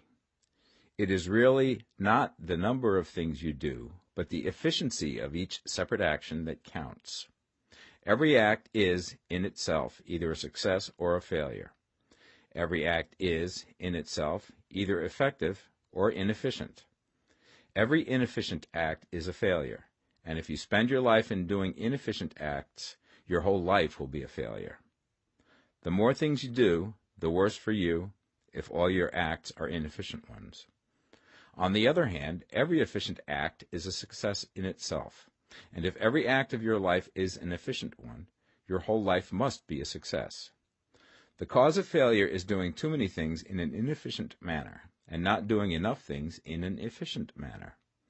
You will see that it is a self-evident proposition that if you do not do any inefficient acts, and if you do a sufficient number of efficient acts, you will become rich. If, now, it is possible for you to make each act an efficient one, you see again that the getting of riches is reduced to an exact science, like mathematics. The matter turns, then, on the questions whether you can make each separate act a success in itself, and this you certainly can do. You can make each act a success because all power is working with you, and all power cannot fail. Power is at your service, and to make each act efficient, you have only to put power into it. Every action is either strong or weak, and when everyone is strong, you are acting in a certain way, which will make you rich. Every act can be made strong and efficient by holding your vision while you are doing it, and putting the whole power of your faith and purpose into it. It is at this point that the people fail who separate mental power from personal action. They use the power of the mind in one place and at one time, and they act in another place at another time. So their acts are not successful in themselves. Too many of them are inefficient. But if all power goes into every act, no matter how commonplace, every act will be a success in itself. And as in the nature of things, every success opens the way to other successes, your progress towards what you want and the progress of what you want toward you will become increasingly rapid. Remember that successful action is cumulative in its results. Since the desire for more life is inherent in all things, when a man begins to move towards larger life, more things attach themselves to him, and the influence of his desire is multiplied. Do, every day, all that you can do that day, and do each act in an efficient manner. In saying that you must hold your vision while you are doing each act, however trivial or commonplace, I do not mean to say that it is necessary at all times to see the vision distinctly to its smallest details. It should be the work of your leisure hours to use your imagination on the details of your vision, and to contemplate them until they are firmly fixed upon memory. If you wish speedy results, spend practically all your spare time in this practice. By continuous contemplation you will get the picture of what you want, even to the smallest details, so firmly fixed upon your mind and so completely transferred to the mind of formless substance, that in your working hours you need only to mentally refer to the picture to stimulate your faith and purpose, and cause your best effort to be put forth. Contemplate your picture in your leisure hours until your consciousness is so full of it that you can grasp it instantly. You will become so enthused with its bright promises that the mere thought of it will call forth the strongest energies of your whole being. Let us again repeat our syllabus, and by slightly changing the closing statements, bring it to the point we have now reached. There is a thinking stuff from which all things are made, and which, in its original state, permeates, penetrates, and fills the interspaces of the universe. A thought in this substance produces the thing that is imaged by the thought. Man can form things in his thought, and, by impressing his thought upon formless substance, can cause the thing he thinks about to be created. In order to do this, man must pass from competitive to the creative mind. He must form a clear mental picture of the thing he wants, and do, with faith and purpose, all that can be done each day, doing each separate thing in an efficient manner. Chapter 13. Getting into the right business. Success in any particular business depends for one thing upon your possessing in a well-developed state the faculties required in that business. Without good musical faculty, no one can succeed as a teacher of music. Without well-developed mechanical faculties, no one can achieve great success in any of the mechanical trades. Without tact and the commercial faculties, no one can succeed in the mercantile pursuits. But to possess in a well-developed state the faculties required in your particular vocation does not ensure getting rich. There are musicians who have remarkable talent and who yet remain poor. There are blacksmiths, carpenters, and so on who have excellent mechanical ability, but who do not get rich. And there are merchants with good faculties for dealing with men who nevertheless fail. The different faculties are tools. It is essential to have good tools, but it is also essential that the tools should be used in the right way. One man can take a sharp saw, a square, a good plane, and so on, and build a handsome article of furniture. Another man can take the same tools and set to work to duplicate the article, but his production will be a botch. He does not know how to use good tools in a successful way. The various faculties of your mind are the tools with which you must do the work which is to make you rich. It will be easier for you to succeed if you get into a business for which you are well equipped with mental tools. Generally speaking, you will do best in that business which will use your strongest faculties, the one for which you are naturally best fitted.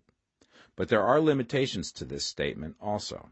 No man should regard his vocation as being irrevocably fixed by the tendencies with which he was born. You can get rich in any business, for if you have not the right talent you can develop that talent. It merely means that you will have to make your tools as you go along, instead of confining yourself to the use of those with which you were born.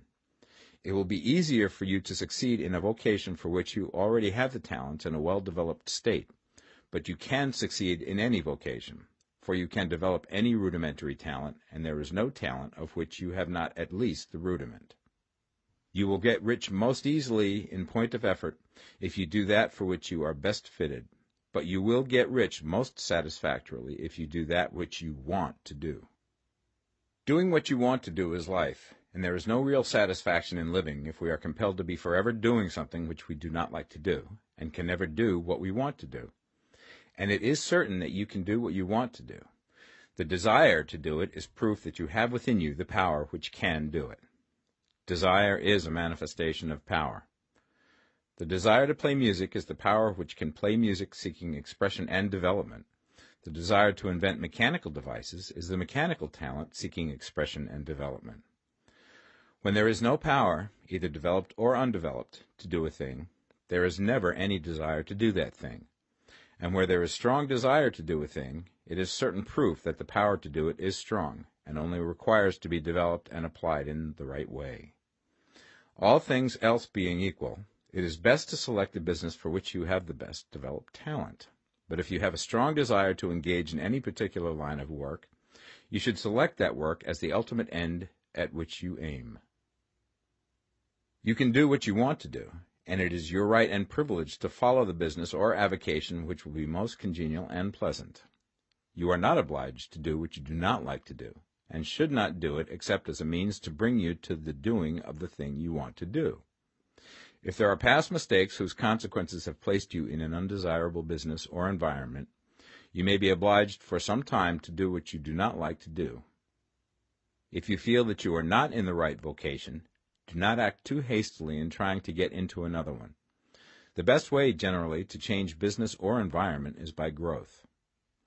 Do not be afraid to make a sudden and radical change if the opportunity is presented, and you feel after careful consideration that it is the right opportunity. But never take sudden or radical action when you are in doubt as to the wisdom of doing so. There is never any hurry on the creative plane, and there is no lack of opportunity. When you get out of the competitive mind, you will understand that you never need to act hastily. No one else is going to beat you to the thing you want to do. There is enough for all.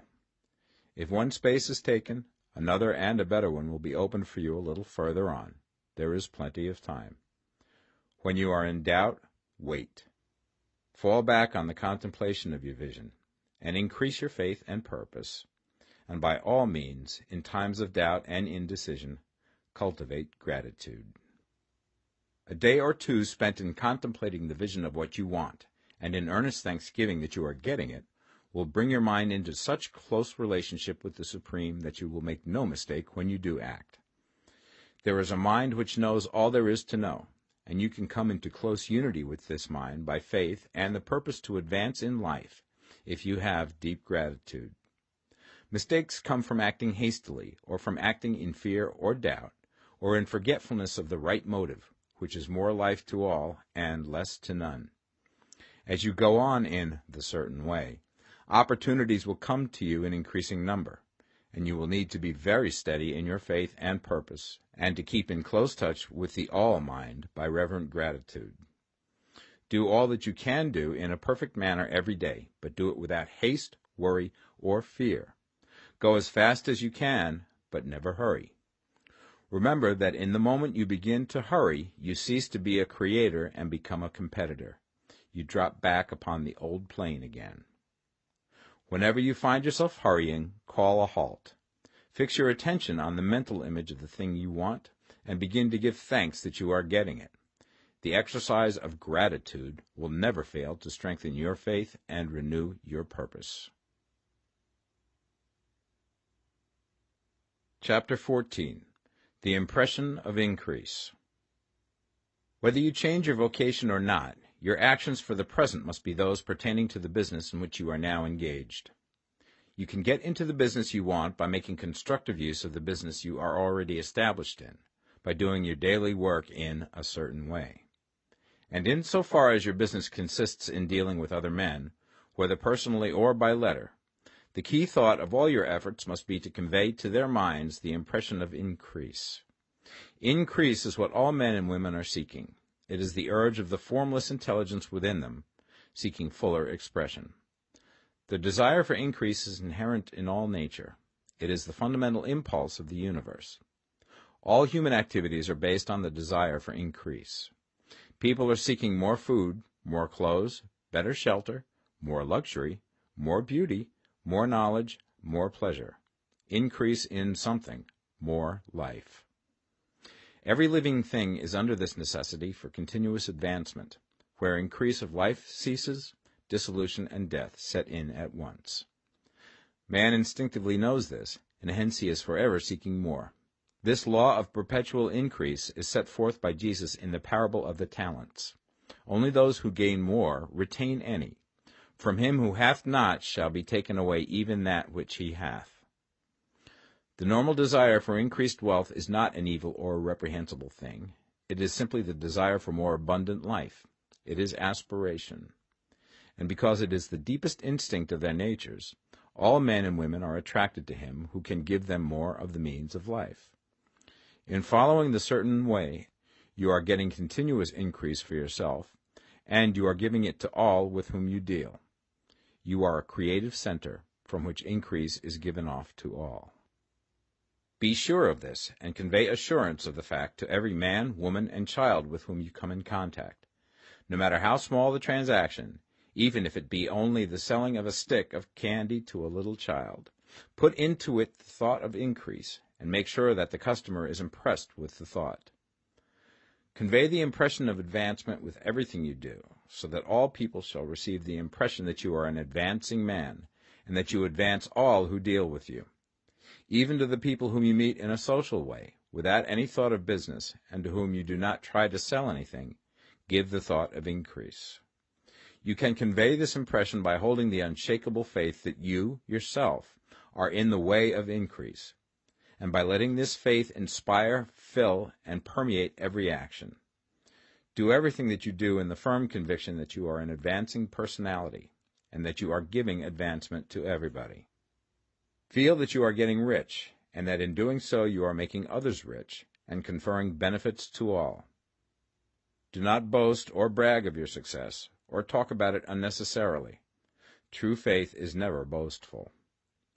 Wherever you find a boastful person, you find one who is secretly doubtful and afraid. Simply feel the faith, and let it work out in every transaction. Let every act and tone and look express the quiet assurance that you are getting rich, that you are already rich. Words will not be necessary to communicate this feeling to others. They will feel the sense of increase when in your presence and will be attracted to you again. You must so impress others that they will feel that in associating with you they will get increase for themselves. See that you give them a use value greater than the cash value you are taking from them. Take an honest pride in doing this and let everybody know it, and you will have no lack of customers. People will go where they are given increase, and the Supreme, which desires increase in all, and which knows all, will move towards you men and women who have never heard of you.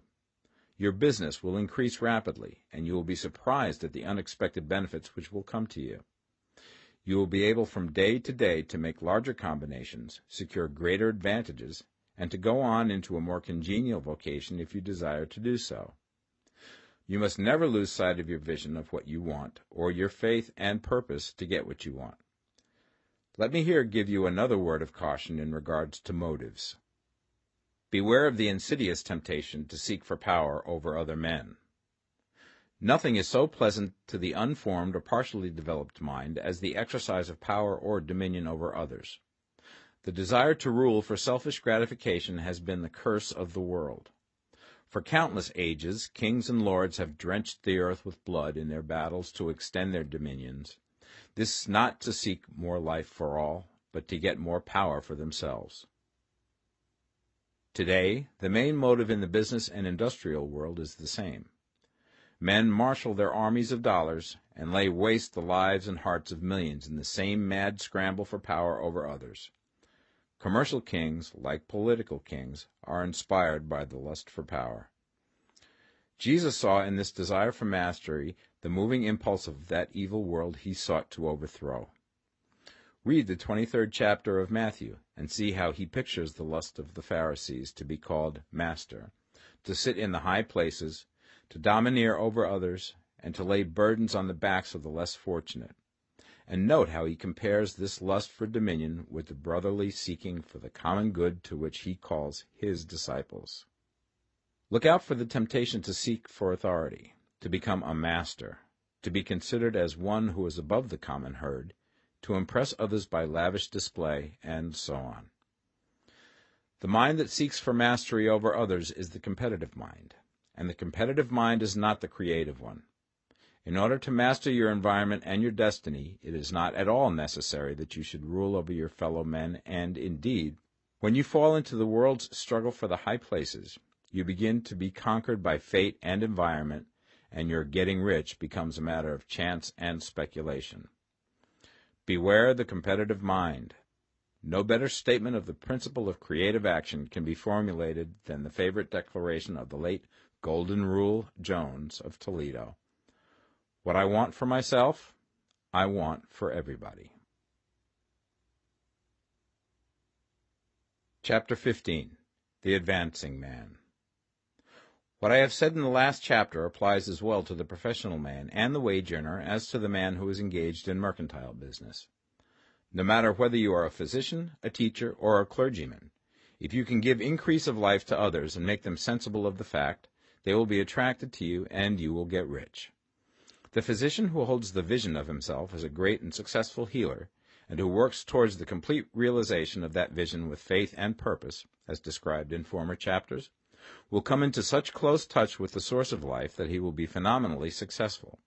Patients will come to him in throngs. No one has a greater opportunity to carry into effect the teaching of this book than the practitioner of medicine. It does not matter to which of the various schools he may belong, for the principle of healing is common to all of them, and may be reached by all alike. The advancing man in medicine, who holds to a clear mental image of himself as successful, and who obeys the laws of faith, purpose, and gratitude, will cure every curable disease he undertakes, no matter what remedies he may use. In the field of religion, the world cries out for the clergyman who can teach his hearers the true science of abundant life. He who masters the details of the science of getting rich, together with the allied sciences of being well, of being great, and of winning love, and who teaches these details from the pulpit, will never lack for a congregation. This is the gospel that the world needs. It will give increase of life, and men will hear it gladly, and will give liberal support to the man who brings it to them. What is now needed is a demonstration of the science of life from the pulpit. We want preachers who can not only tell us how, but who, in their own persons, will show us how. We need the preacher who will himself be rich, healthy, great, and beloved, to teach us how to attain to these things, and when he comes, he will find a numerous and loyal following. The same is true of the teacher who can inspire the children with the faith and purpose of the advancing life. He will never be out of a job, and any teacher who has this faith and purpose can give it to his pupils.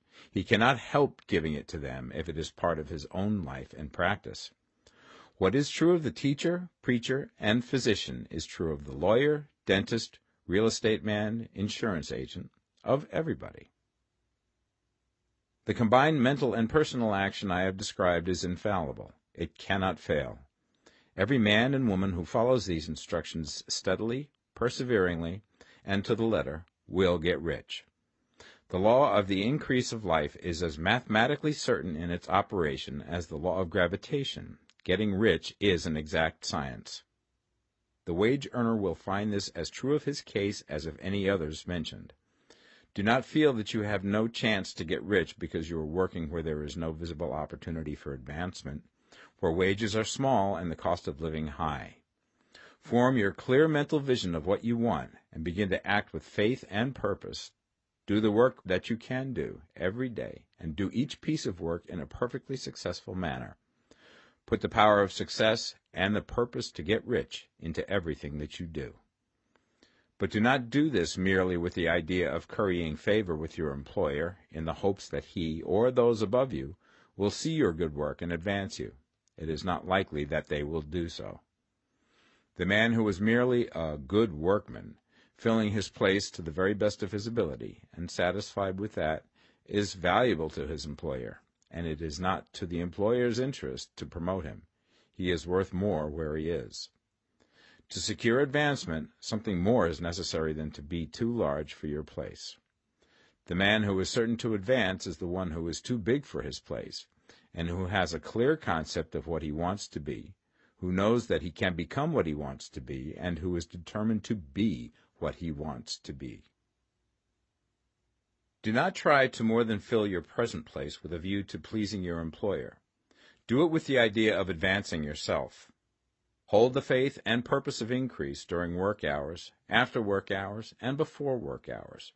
Hold it in such a way that every person who comes in contact with you, whether foreman, fellow workman, or social acquaintance, will feel the power of purpose radiating from you, so that everyone will get the sense of advancement and increase from you.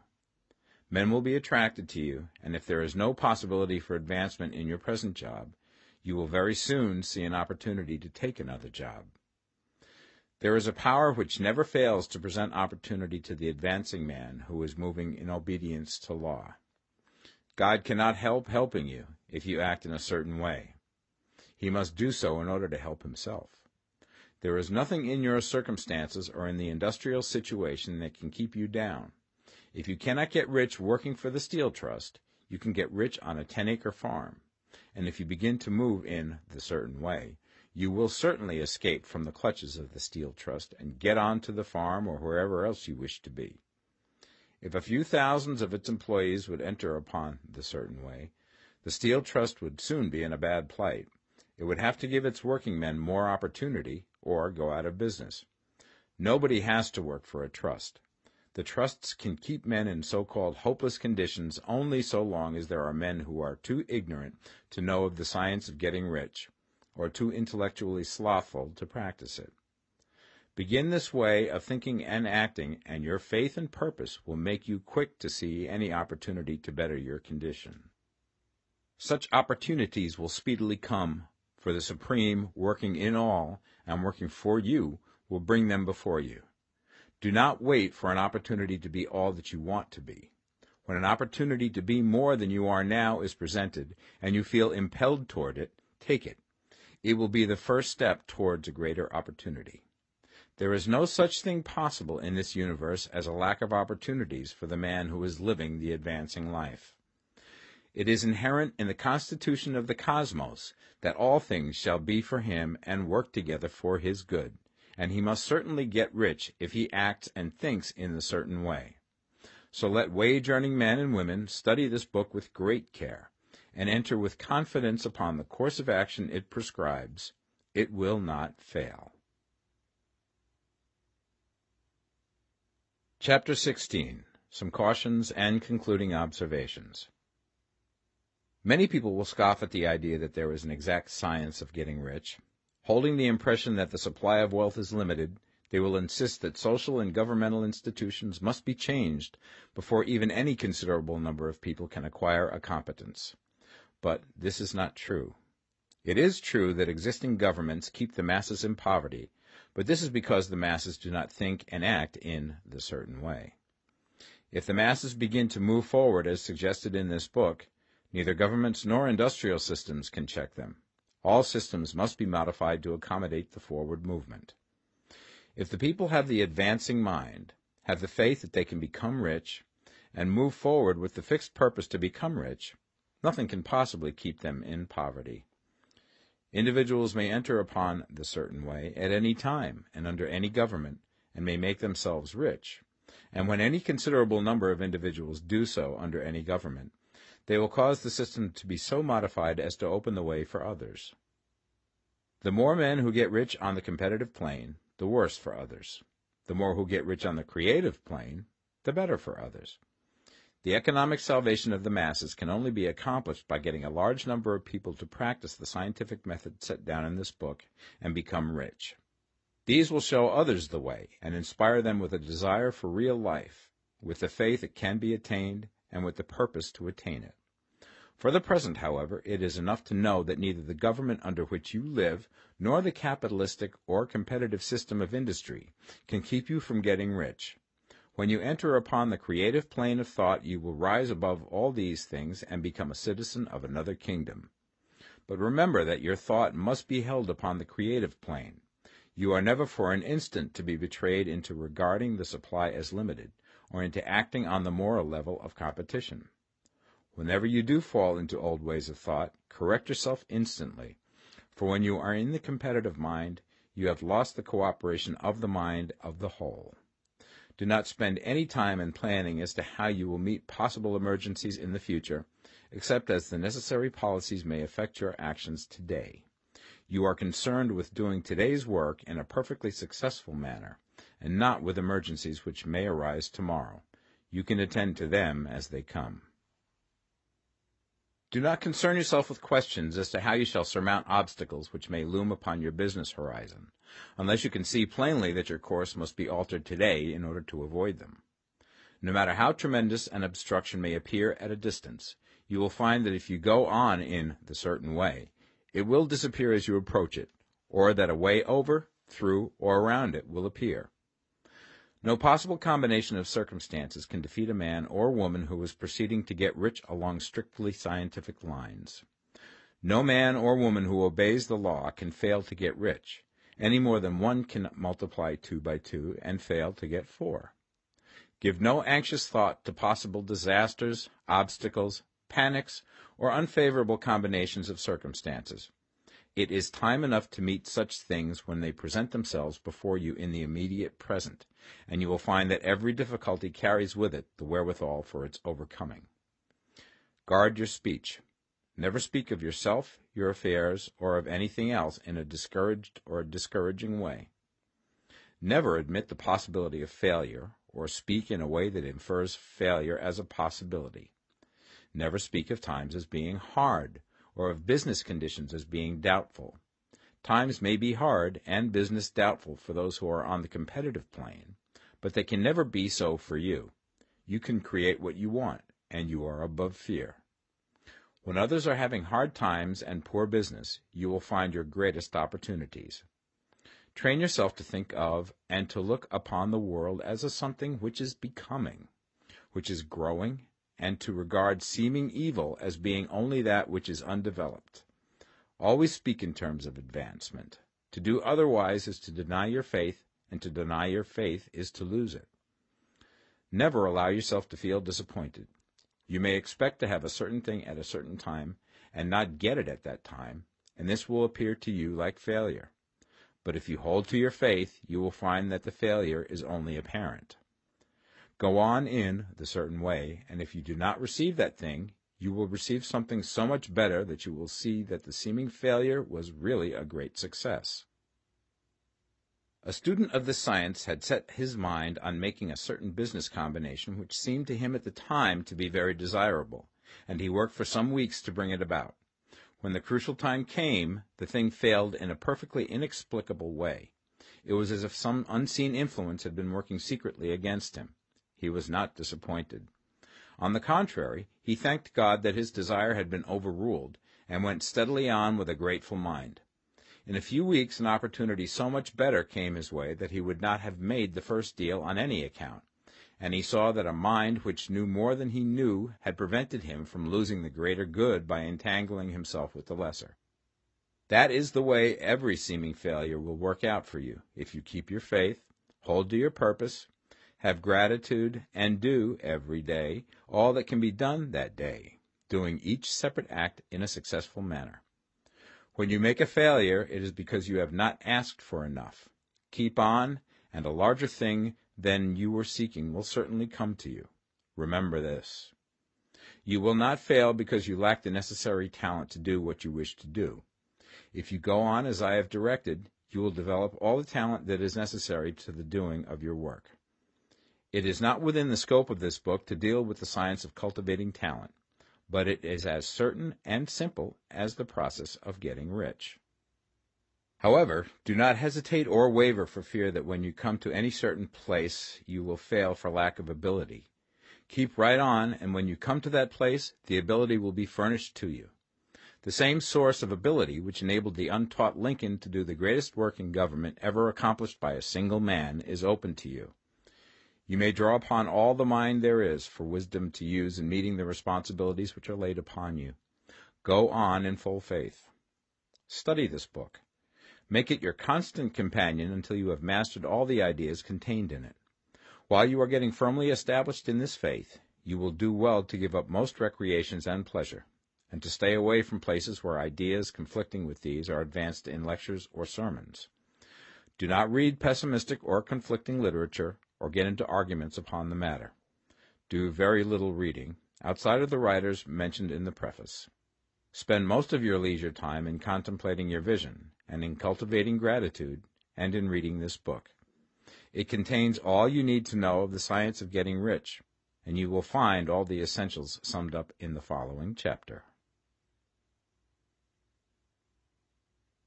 Chapter 17.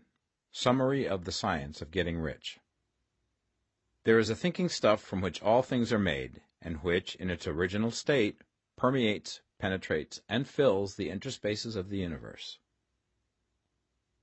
A thought in this substance produces the thing that is imaged by the thought.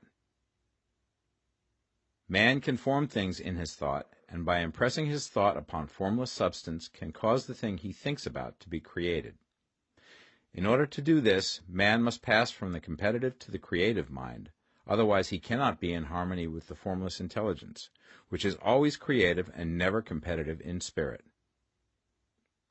Man may come into full harmony with the formless substance by entertaining a lively and sincere gratitude for the blessings it bestows upon him. Gratitude unifies the mind of man with the intelligence of substance, so that man's thoughts are received by the formless. Man can remain upon the creative plane only by uniting himself with the formless intelligence through a deep and continuing feeling of gratitude.